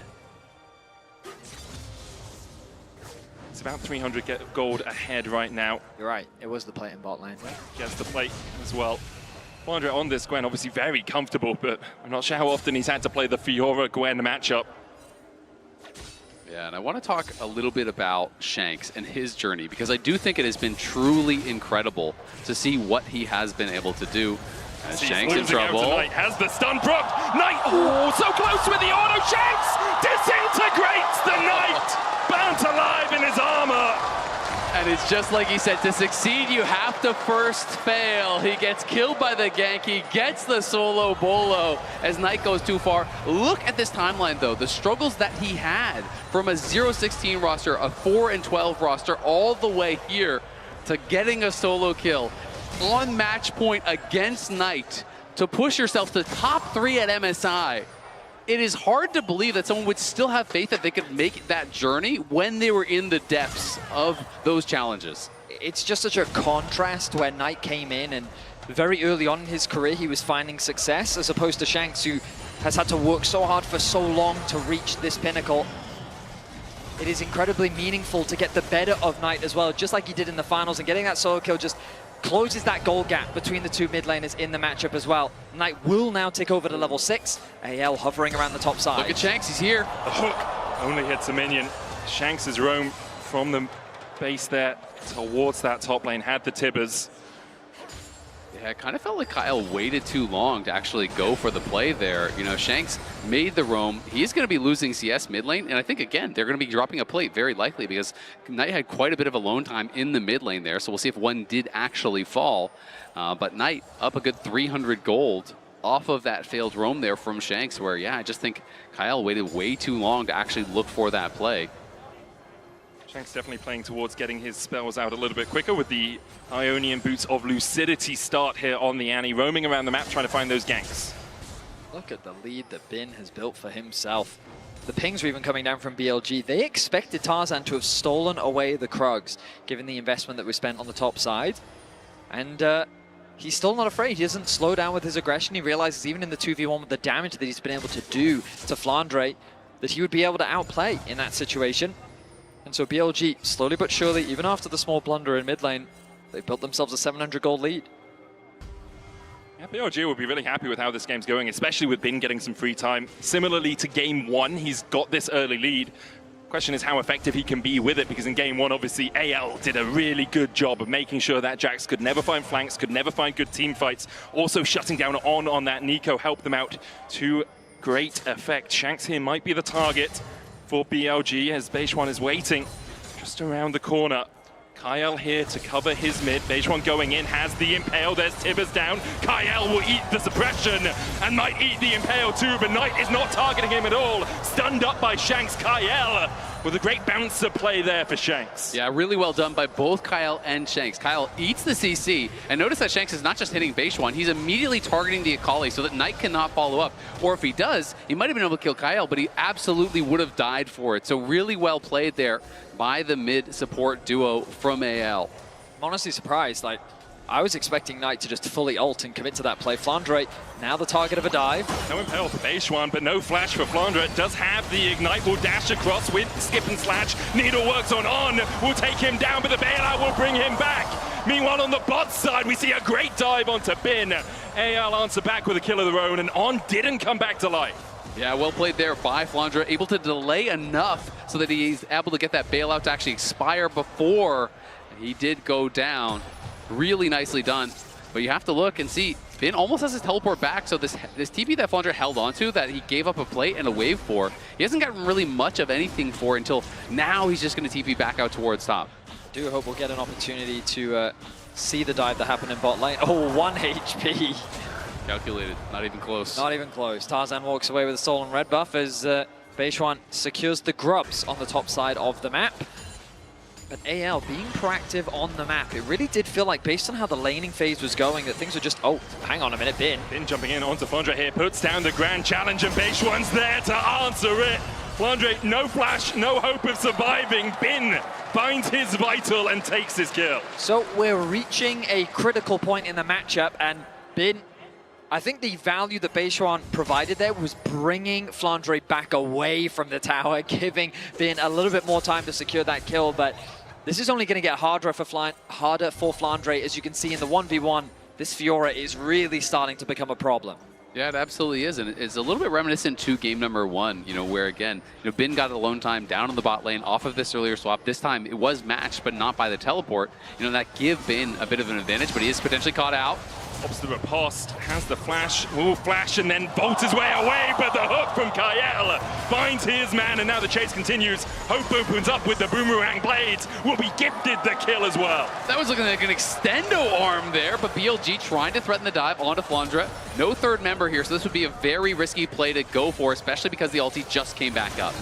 It's interesting how AL is just heavily committing into trying to keep Bin down. They recognize the situation they're in on the side lane, but they're investing ganks to try and punish. They are foregoing a lot of neutral objectives as a result of this. This will be the first dragon of the game. You earlier, Azel, talked about how AL was a super grubs priority team, but they abandoned it in order to make sure they could make that effective dive onto Bin. He finds himself with a 1-2 scoreline, but still up 400 gold against Flandre. Does have that gold lead, but in trouble is Knight. Knight has to try and jump away with the perfect execution and will manage to escape.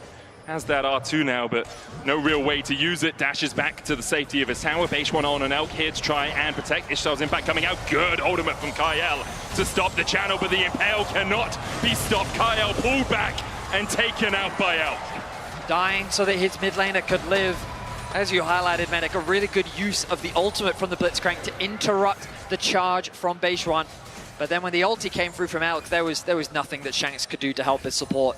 He appreciates his sacrifice as BLG get themselves another pick. You've got to give credit to Beishuan. He has been very active so far this game, involved in everything that has been going their way. The level 3 kill that they're able to get in mid lane, the attack up towards the top side, helping Bin get a kill again here in the mid lane multiple times, putting on that pressure. I feel like he is playing a great game, even though everyone, rightfully so, would be favoring Tarzan very heavily in this jungle matchup.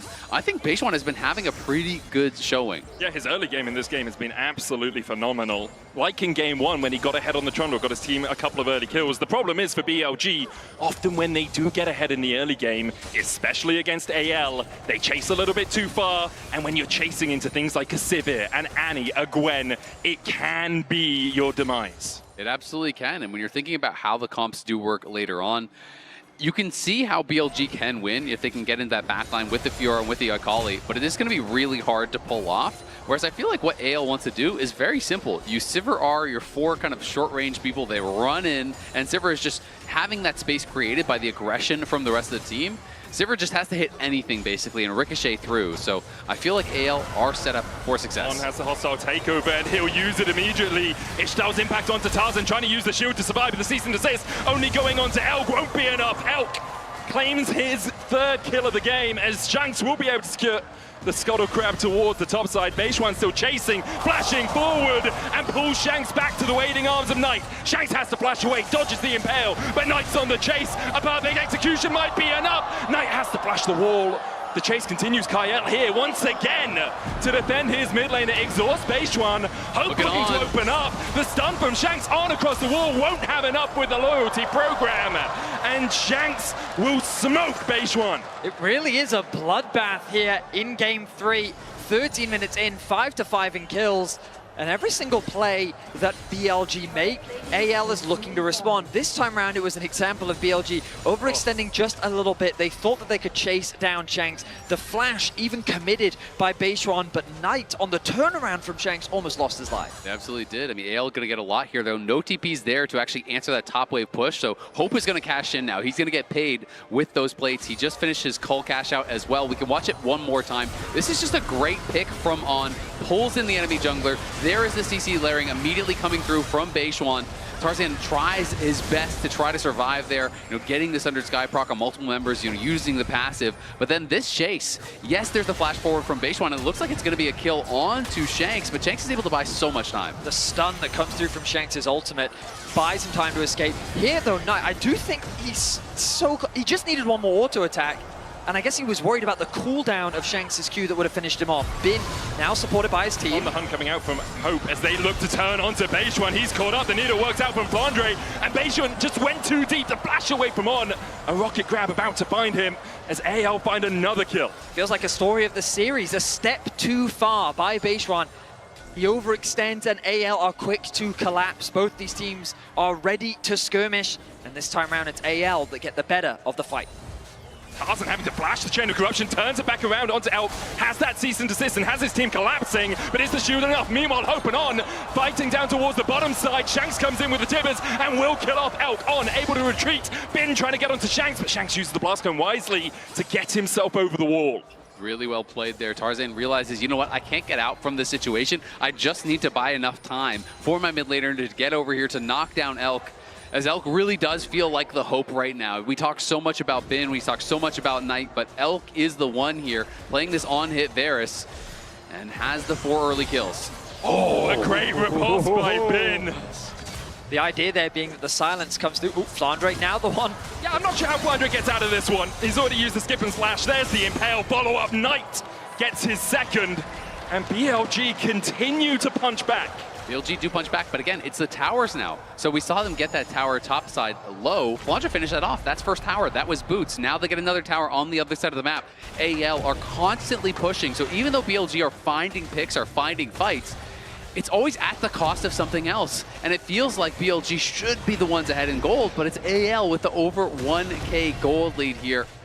And quietly, Sivir getting very strong. I mean, if BLG could have gotten this extra dragon, at the very least they could have bought a little bit more time. relied on the fact that they have these strong side lanes, but AL put a lot of focus on securing these outer towers, and that's where a lot of this additional gold is coming from. The good news for BLG though is Knight getting some solo time on the top side of the map. He will secure a tower for himself. You can see that with that first item completed, moving away from the rocket belt and going for a little bit more burst damage, that assassination tool that is super valuable in those 1v1s and on the side lane. Flandre trying to defend the tower. BLG are going to collapse though. Ishtal's impact will get Flandre into the wall. Hope popping the on the hunt to try and get Flandre out. There's a chain of corruption follow-up. TP coming in by Bin as they turn all their attention onto Flandre. Bin will take one, put into the bailout, but won't be able to be revived.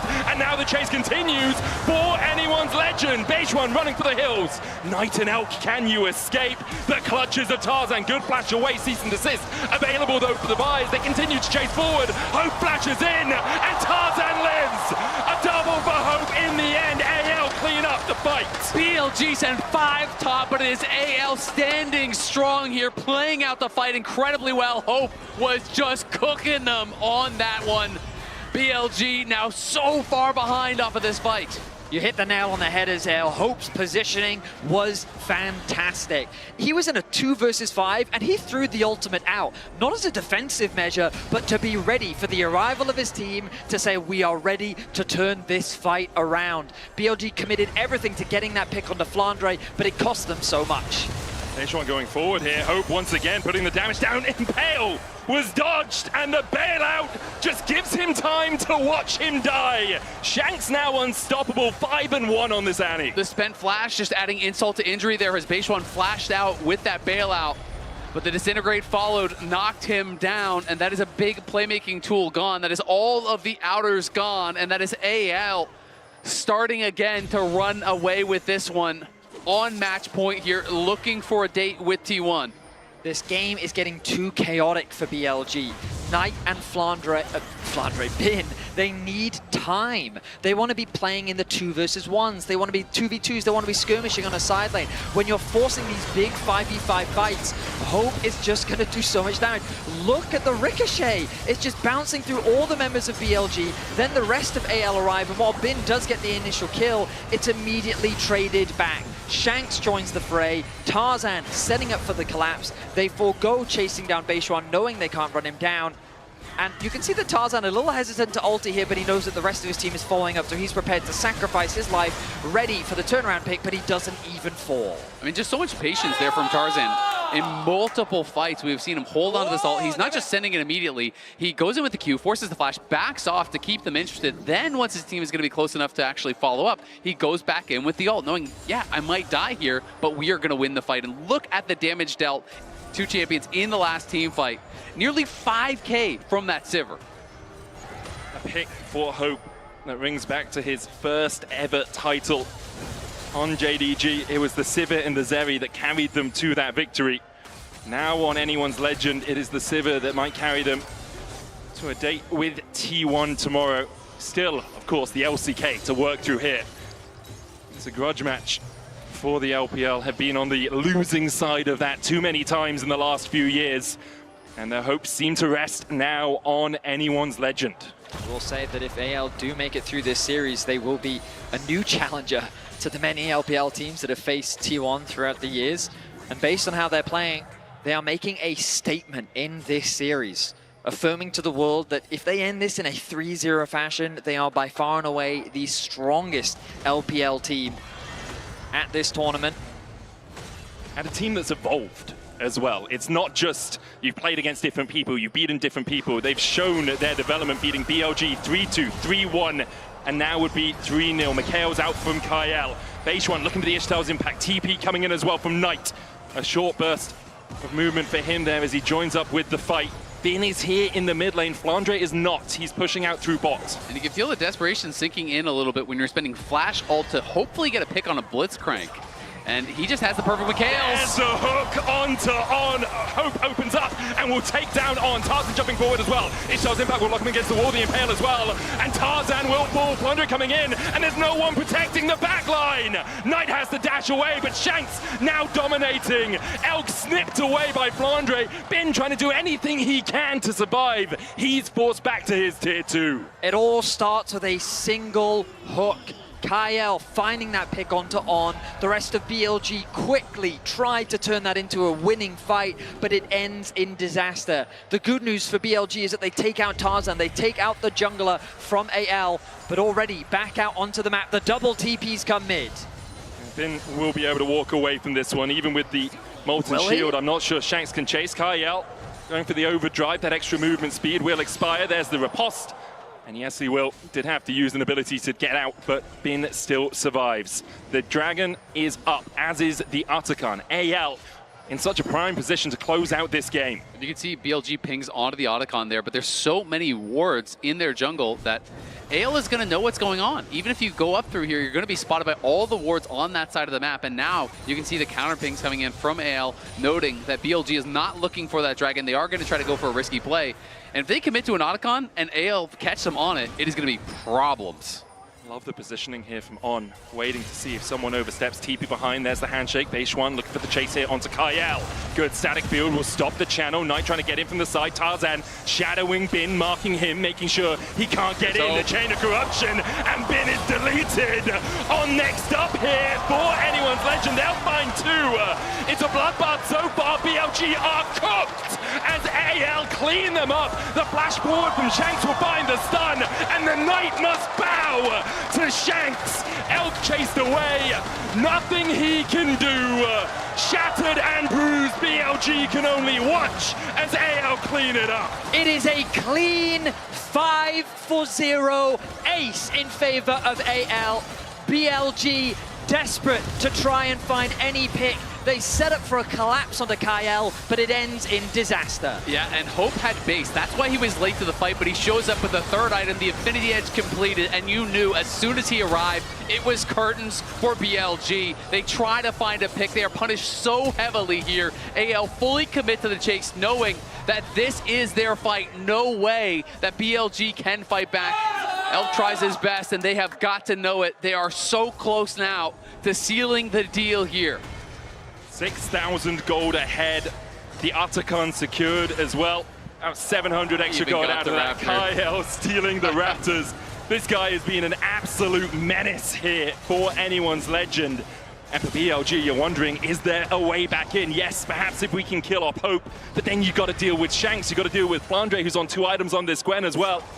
It just becomes a mountainous, a monstrous task now for BLG.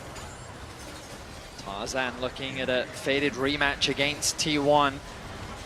The opportunity to get his revenge as AL take their second Dragon of the game. The Baron spawning in 45 seconds. An 8-1-6 Shanks scoreline. An impressive performance for him, especially in the early game. He was the one that was targeted. All of the pressure was put onto his lane, yet he weathered the storm. And on a champion that back in 2023 was synonymous with Knight, the Annie that he was consistently bringing out at MSI. Shanks getting the better of his lane opponent and working with Hope to dominate here in Game 3. Shanks has been stellar, but Hope as well, as you're mentioning, a 13-1-3 on the Lucian. He is now 7-0-10 on the Sivir. Feels like he has barely stepped a foot wrong, as this duo have been absolutely incredible. Percentage, just incredible. The ult goes in. Look for the cease and desist, and immediately they jump onto Beishuan. No real escape for him. Meanwhile, Hope has been caught by On. Knight gets him! A grand in the pocket of Knight. He's found his payday, but can BLG find the fight? Tarzan gets one in response, but Knight answers with another. Shanks is down as Bin will slip him. Flandre trying to fight the 2v1, but Elk still stands!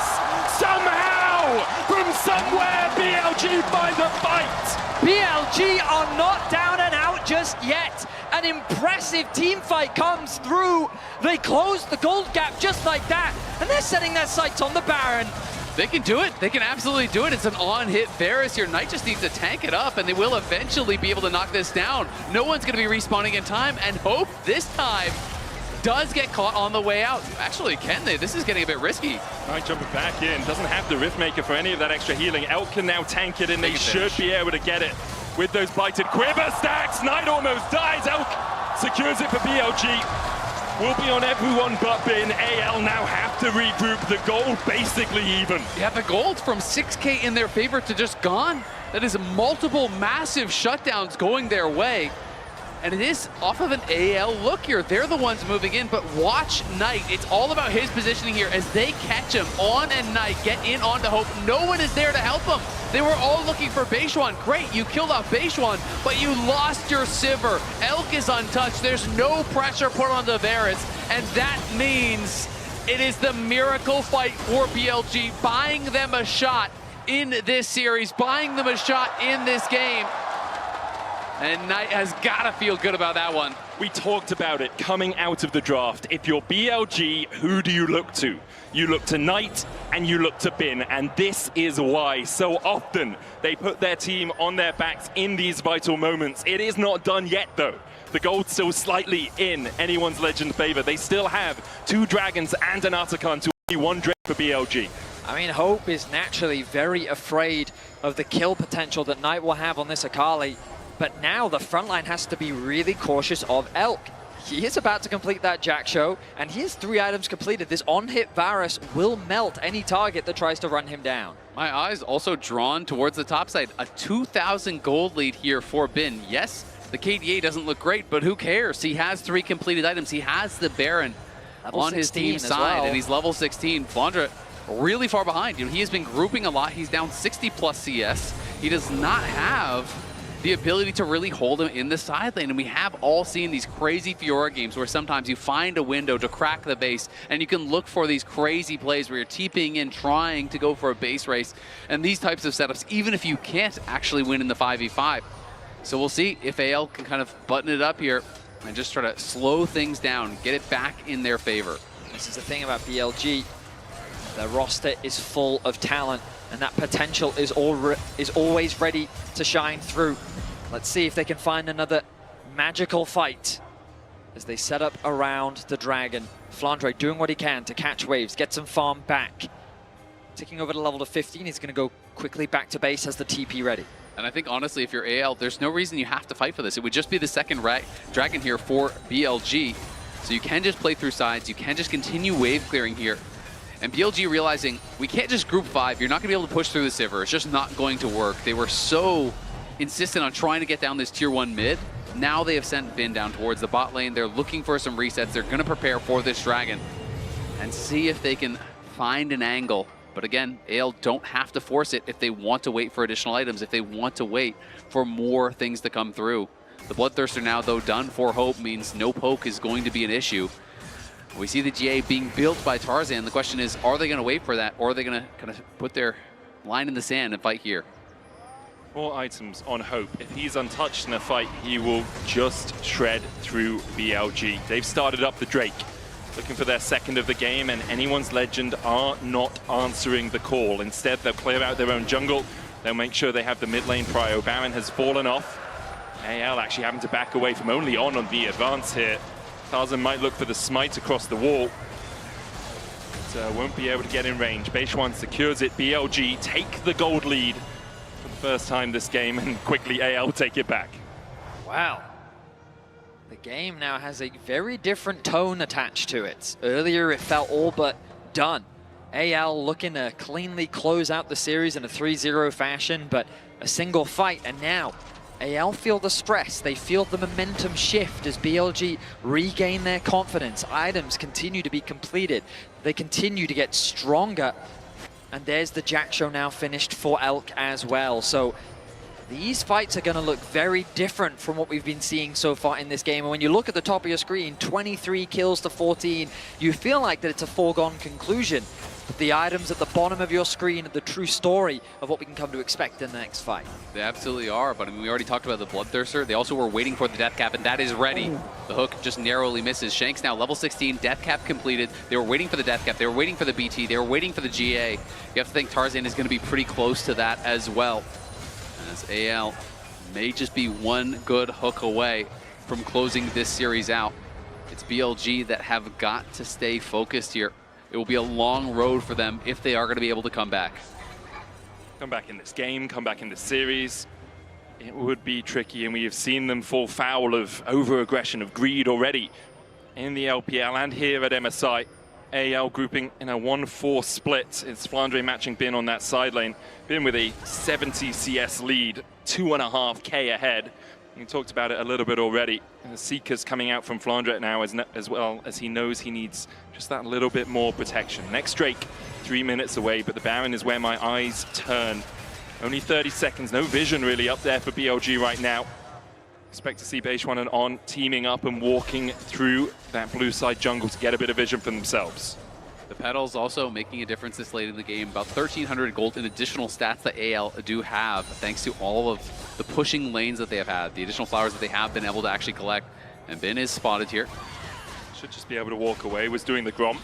Bin spotting Tarzan early means there's no real risk of a Vault Breaker into cease and desist. You've got the riposte, you have enough tools at your disposal just to escape. There's the Guardian Angel you were talking about as AL finished on Tarzan.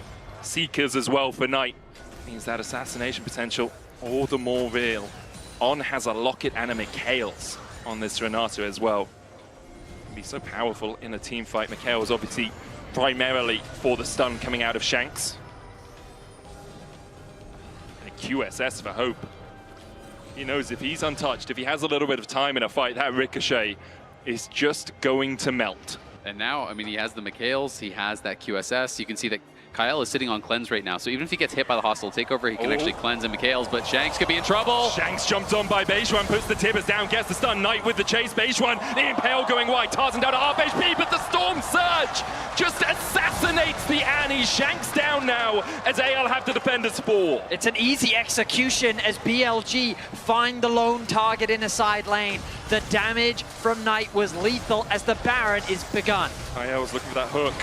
Gets it onto Beishuan. The static field down as well as Beishuan tries to heal up with that shield, but he just can't. Hope begins to open up. Hostile takeover coming out. Vault Breaker away by Tarzan. The needle work from Flandre just for the slow. But the perfect positioning by Kyle there. He hits the hook. He stops the Baron, and an instant Mikhails there on Flandre as he gets hit by the hostile takeover. Beishuan lost track of the fact that he could have got hit by that angle, and now Kyle's looking. Kyle flashes forward, doesn't land the hook. The tower falls as the bailout on Bin would bring him back if he did fall. Has that G8 on his shoulders.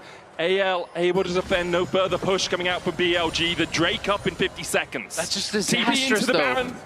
For BLG, losing your jungler there, exactly, because now they can start the counter Baron. Your Beishuan just needed to stay on the other side of the Baron, not allow Kyle to get that angle, but now it is AL here on the Baron, and it's a TP coming in from Bin. They're looking to contest. It all comes down to this. You have to feel every hope and every wish for BLG to take it into the lower bracket finals. The arrows are landing. Kyle down to half HP. Knight pops a stopwatch, but he's basically got nothing. Still goes in with perfect execution, manages to get a kill. The Baron over to Tarzan. On's gonna get shot down. It's Bin and Knight, the last two standing. Tarzan with the GA will be resurrected. Shanks on the chase, the needles for the slow. Bin trying to get away with that lunge, but Shanks has the stun primed and ready. The blast cone from Bin, the bolt breaker from Tarzan, riposted. The stun lands, but so does the disintegrate as Bin is being chased. Flandre skips and slashes forward, but Knight's gonna try, and Knight is snuffed out.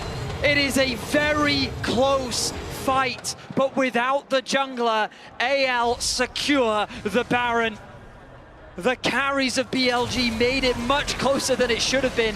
Knight and Bin get into the Baron pit. A beautiful ulti comes through from Elk, but it's just not quite enough. AL were laser focused on the Baron, but watch Hope. Both the solo laners get on top of Hope, and that is why there is a chance here for BLG. They're able to get in with their dying breath there. Bin gets in on top, gives up the GA. Knight comes through and finishes him off, and that is why this gets so close. But we are back to live, and AL here looking for a dragon. Tarzan gets knocked over the wall. He should have the Vault Breaker up. that is a clincher if I've ever seen one. Brother Shanks, are you okay? It's fine. Tarzan able to walk away. The Baron for anyone's legend. The Red Bull Baron power play currently sitting at 3K. We saw BLG get a Baron and delay the game. Only got about 2K out of it. AL will want a lot more. Flandre is answering the wave on the top side. Now has his Seeker's Arm Guard complete. 4 items as well on Shanks with the Morello Nomicon. Full build for Hope. Yeah, exactly. Full build for him. Flandre is going to be working towards his death cap as that next item. The gold lead has somewhat withered a bit there for Bin. The GAs are used by both sides as well. Tarzan won't have his. Bin will not have his. This fight is going to be explosive. And Knight critically doesn't have Zhonya's gold just yet. He used the Seekers. There we are. There, critically, has it now. AL with the Baron. can begin their siege. BLG don't have the best wave clear. Elk is going to do what he can, but the ulti is popped by Hope. On the hunt is Hope. On the hunt for a lower bracket final against T1. On the hope to be the LPL's only representative left in MSI. For BLG, you need vision outside of your base. You need to be able to track Kyle on this Blitzcrank because his hooks have been hitting.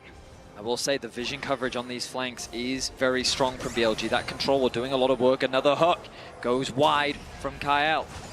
Kyle is basing, but he has TP with the spellbook. Does cancel it now. See if he wants to go back for a reset. They're looking for Flandre. The challenge down onto Flandre. Immediately dashes in. Flandre will skip and slash across the wall. Hope trying to position well here. BLG will force Flandre down to half HP. He does have the TP to rejoin the fight. But BLG showing if they're given a second with that Gwen, she can be deleted. And that was incredibly bold there from Bin. Just went in, pops the ulti, gets Flandre down incredibly low. But he does survive. Bin again, just posturing. I mean, he is feeling so confident. He knows it's kind of up to him, and they are looking on the side here to try to chase down Hope, but with the ulti, should be able to outpace them. They're still a lot going. of pings. They're Knights still going. lost a lot of HP. Yeah, I think this is way too deep. Kyle going to spot out that they are safe now to go back to base. It's looking to be an Elder game. At the very least, we're looking at one more Baron. 2 minutes. Both teams will farm as much as they can to get ready for the next fight. Full build on Elk. The gold really doesn't mean much. It all comes down to execution. And Elk now has a GA in there as well. He has the Jack shows, the GA, the Terminus resistances that are going to stack up. He is going to be tough to knock down, not to mention all of the protection there from on. So now, even with all of the damage that Shanks and Tarzan have, it's not a foregone conclusion that Elk dies if he gets caught. There's so much protection that you're going to have to punch through. Honestly, I feel like the way that this fight is going to go, AL have moved away from trying to dive, and instead they're all about peeling. Yeah. So every time, their goal is to stop Knight from getting anywhere near Hope. As long as Hope lives and can auto-attack, Ricochet should do the rest of the work. So it pretty much becomes protect the president right now, as AL will have to defend the siege from Knight and Bin, who will be looking to try and take out Hope in the fights. And when you're looking at a fight like that, it's so important to think about vision and to think about summoner spells. The exhaust, well highlighted there for Kyle, gives him that protection against the Knight. Do you need the wards on your flanks as well? We've seen Knight assassinate Hope at that first fight around the Baron because Hope did not know that Knight was there, and the rest of AL had chased onto the BLG backline. A well-timed exhaust has ruined the plans of many an assassin in League of Legends here. And that unsealed spellbook is going to pay dividends potentially in this last fight. I mean, Kyle finally has his second item. They've been spending so much gold on vision throughout this game, buying so many pink wards. The redemption is done, and we'll see if Hope wants to start changing out any of the items. He is. He sold something for the Lord Dominic's regards. QSS. Oh, Mikuro Scimitar. Scimitar. That's the Makes sense. The only real threat is a hostile takeover, chain of corruption, but you have Mikhail's. Yeah. So putting a lot of trust on Kyle and your spell shield, yep. Rightfully so. I feel like those are two trusty things. I mean, if you're going to put trust in a support in the LPL, I think Kyle probably the best one to do it in right now. 40 Anyone's minutes. legend will try and get control over the Baron River. 40 minutes in, the Baron spawns 8 seconds, the third one of the game. Soul point for AL. Flandre is basing, and I assume he has his death cap. He is going to go back. We'll see if he does have the completion. There it is. That is a massive buy. We have to check in again on the fact that the GAs are now active and ready. There are 3 available here. Tarzan has 1, Bin has 1, Elk has 1. There's multiple Zonias as well. And the bailout from that Renata. Especially if Knight is diving in, the bailout just gives you that little extra damage. One more 5-point strike could be the difference between reviving and dying. The Drake up in 5 seconds time, AL on soul point, but not setting up around it at all. Bin could just solo it though. AL are very heavily committed towards the top side of the map, so we'll see if Bin wants to go over to it or if he's too worried about a potential engage here. Gonna go, there's the on the hunt, immediately ball breaking forward, there's a hook back as well, and On is down before he can pop the hostile takeover. AL will turn their eyes towards the Baron and BLG.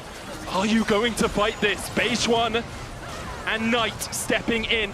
Elk there as well, but it looks like BLG will give up the Ghost to take the Drake, lose the Baron.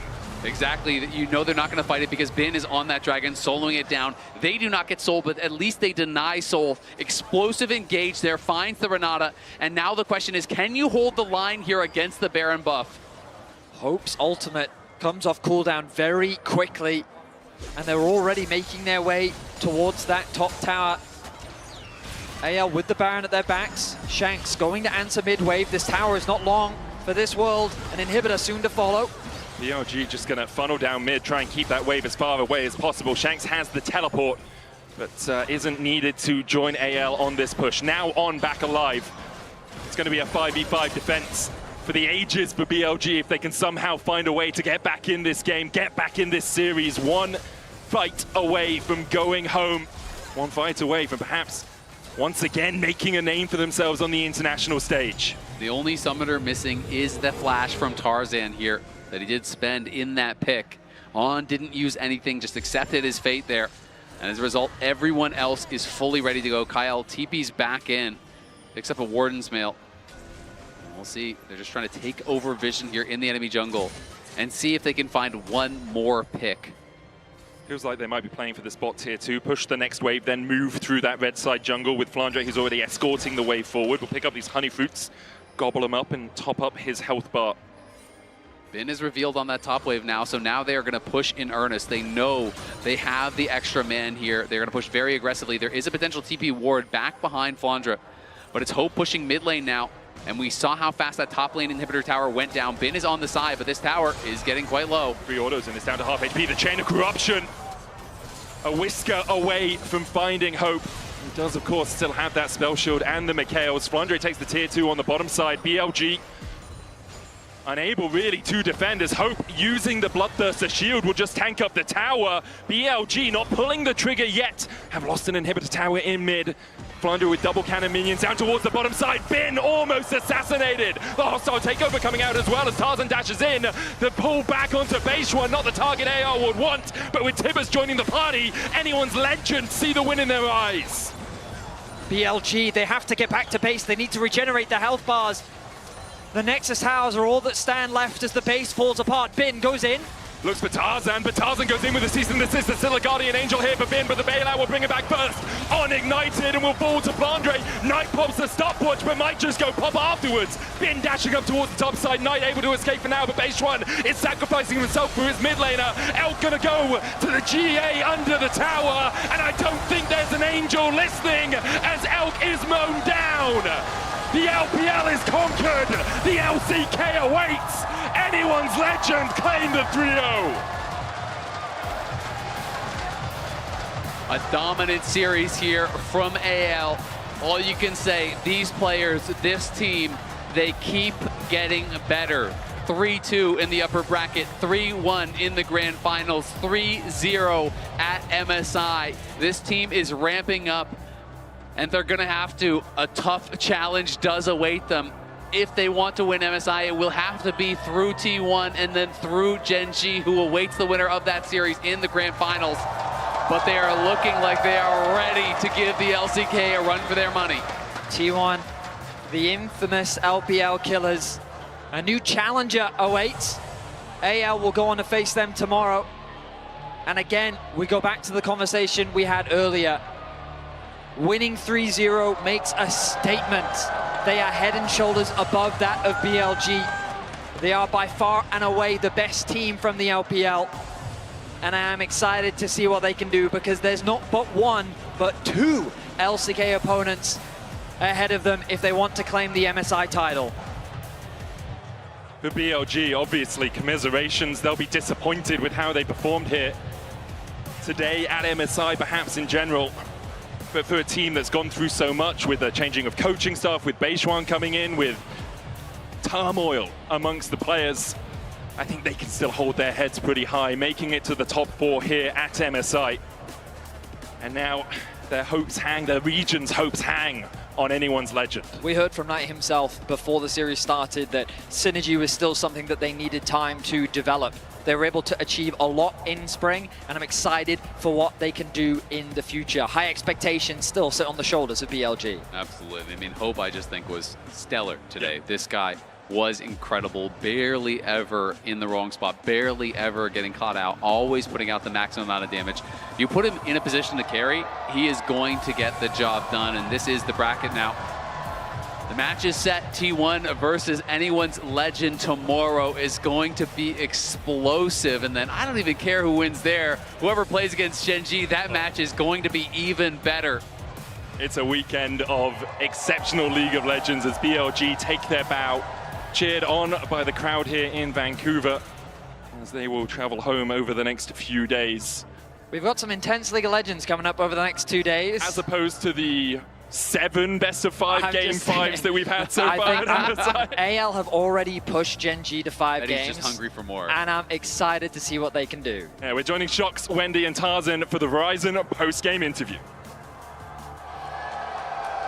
Tarzan 3-0. That is even better than in the LPL finals. So I have to ask, what made this match easier than those finals?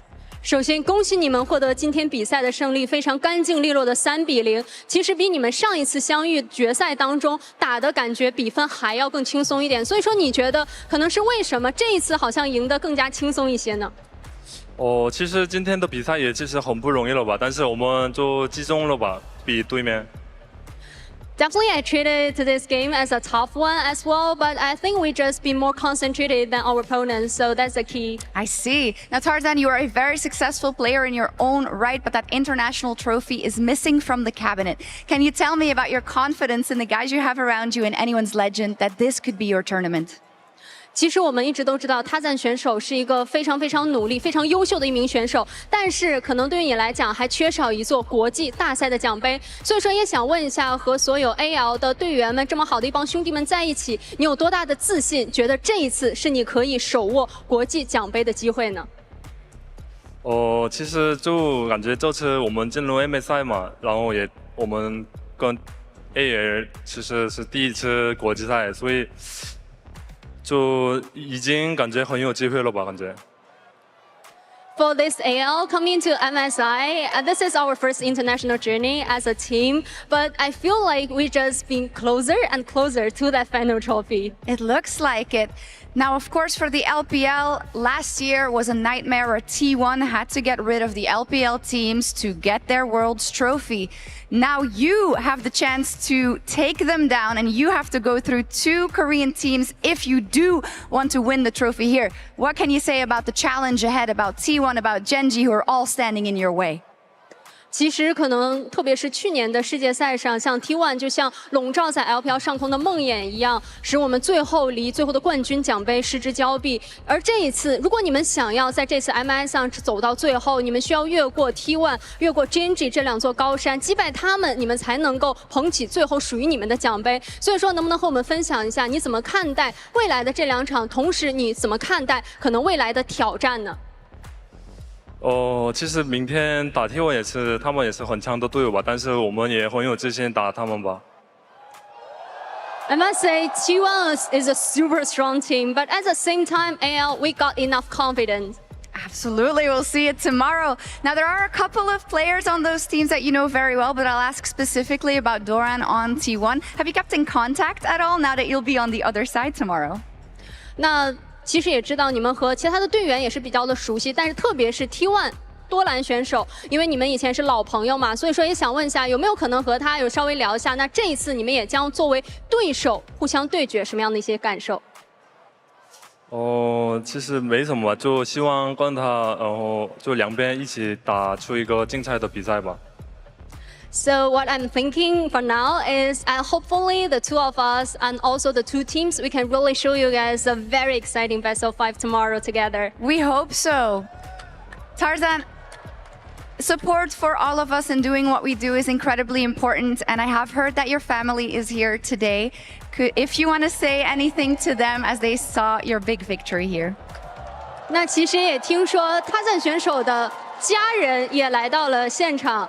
사실 타잔 선수의 부모님도 현장에 오셨고 혹시 부모님들한테 하고 싶은 말씀 있으세요? 要不要对家人朋友们说一句? 일단 멀리서 와주셔서 감사하고 내일도 화이팅 할게요. So from a really far distance, coming here to support you, I really appreciate that. And hopefully with all the support I received, I can just do better tomorrow. Wonderful. Thank you so much, Tarzan. Congratulations. 谢谢, 감사합니다. Wendy Smurfing, as always, this is it from the MSI stage, and we'll see them again tomorrow.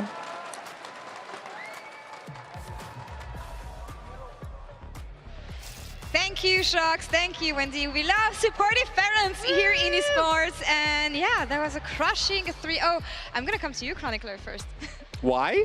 I don't know. I think you had some. I don't know what you're. Yeah. But yeah. I took a bit of a swing and a miss on that one.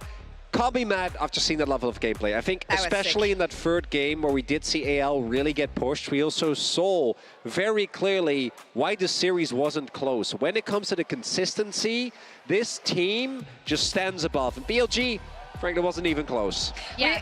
I think I'm trying to get Taming. Yeah, we have a special guest joining us. Tabe is going to be at the desk with us to wrap up the day. Thank you so much for joining us.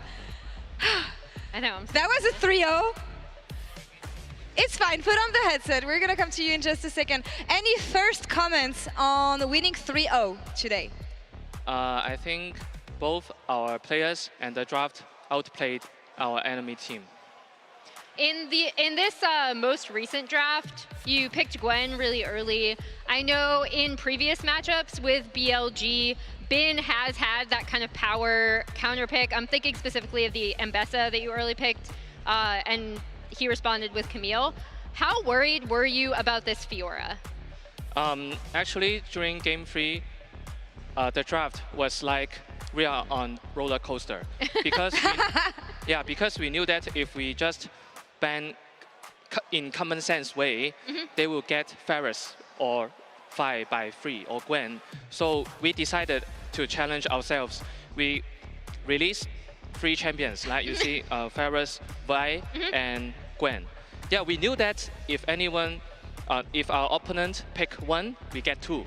So maybe this is a challenge for us to tackle. But I know that Bin is superior player. He can play whatever against Gwen. But we knew that our whole team compo better, then we can win the game. I agree. We see a lot of reactions from you backstage, of course. Very hyped, very stressed sometimes. How often do you get stressed seeing your team play? To be honest, I will only be hyped and stressed when I think enemy team is good. All right. Yeah, because I think BLG today is very strong. We have prepared a lot about the in-game decision making and also the draft. Maybe if tomorrow we can win LCK, you guys can see me more excited.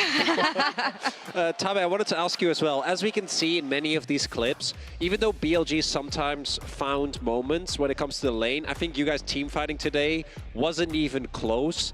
How do you think that the team fighting have been going? I think even throughout this MSI, we've seen a big development in that. And how are you looking to take that into tomorrow's match as well? In this particular game against BLG, all of us knew that they have superior lanes. Their lanes always performed really well. So we tried to swap lanes and we tried to get more neutral resources like the Drake and the Crux. But maybe we have to change tactics against LCK tomorrow, but I cannot say here. Of course.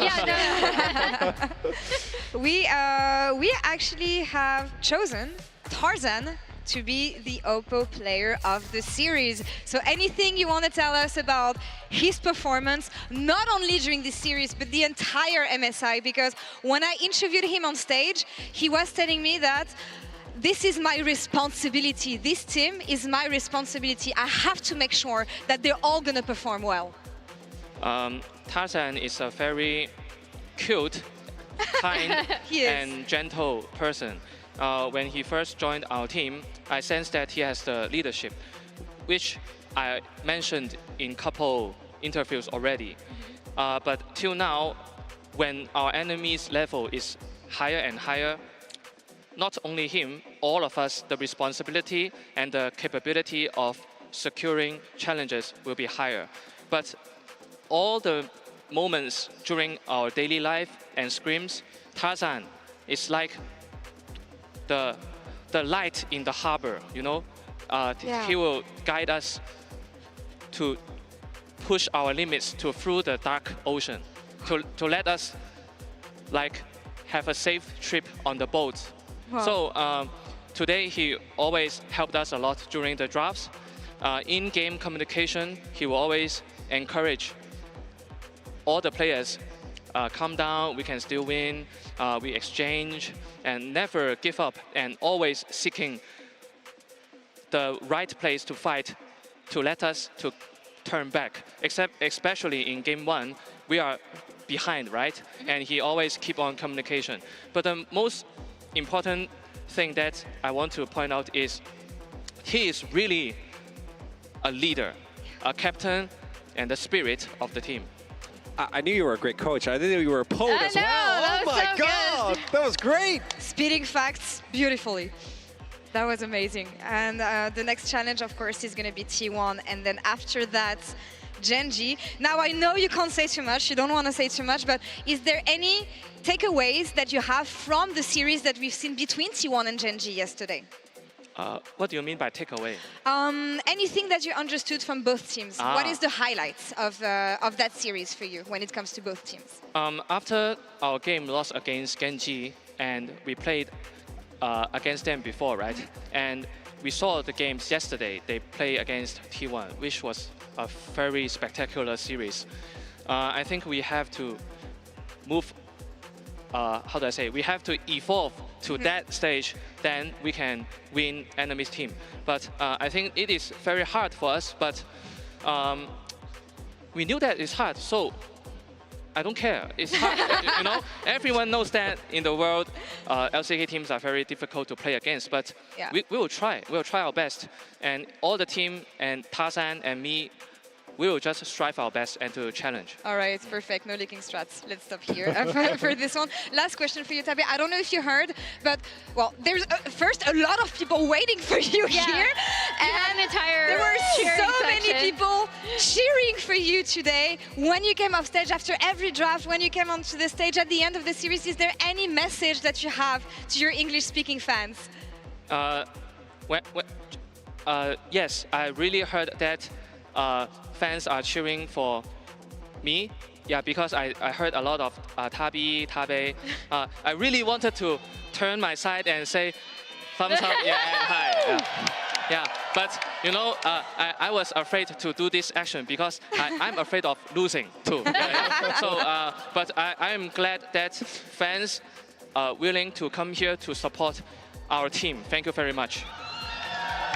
Shout out to Tabe, Vancouver. Thank you all so much for your support. And thank you, Tabe, for joining us today. It was amazing having you. Best of luck for the challenge that you're going to have for the rest of the weekend. And that's all for us here. We're going to be back tomorrow with game start at 5 p.m. Pacific, 8 p.m. Eastern, and 2 a.m. CEST with T1 versus AL.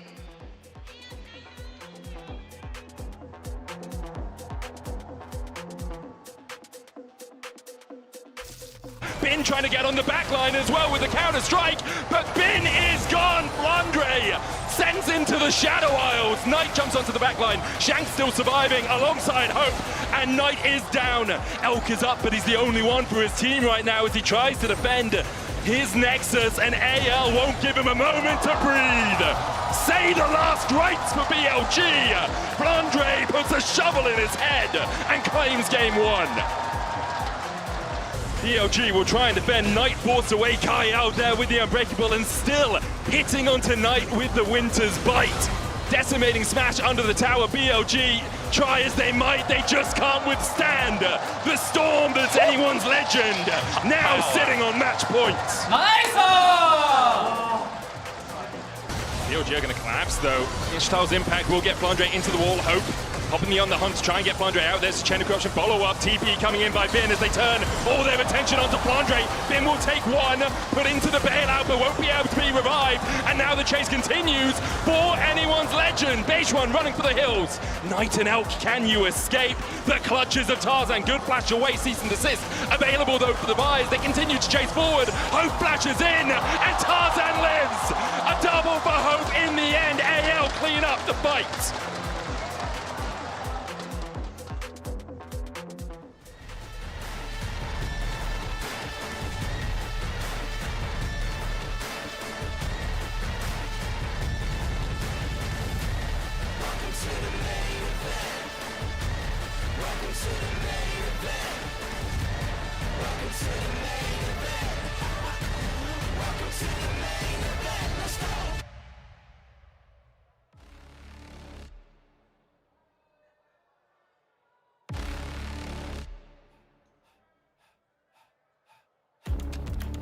Feel the earth shake, chaos around me. So many enemies, they all surround me. They out for blood and revenge, rising with killer intent. The fury ahead is immense, but I will not bend. Look in my eyes, no you won't see fear. Nothing but fire and it's not even fair. They all against me, but I'm still here. So go ahead and let them know I'm more than prepared. An army's not enough to silence me. Go ahead and bring the galaxy. Nothing you do can rattle me. Go ahead, battle me. Get out my way. Get out my way. Move.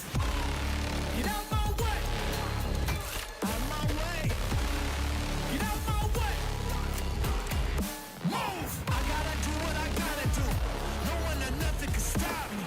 And if you don't think that I can, just watch me. Move. Get out my way. Out my way. Get out my way. Move.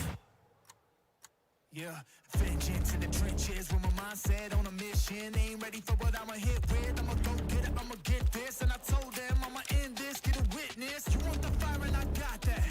Ain't nobody here gonna stop that. Got more than a 12-gauge kickback. I'm about to get that, no one gonna top that. I've been putting that work in. If you want the crown, you gotta earn it. Don't assume that silence means weakness. There's a monster that's lurking under the surface. They about to know. To doubt me, that's a trap.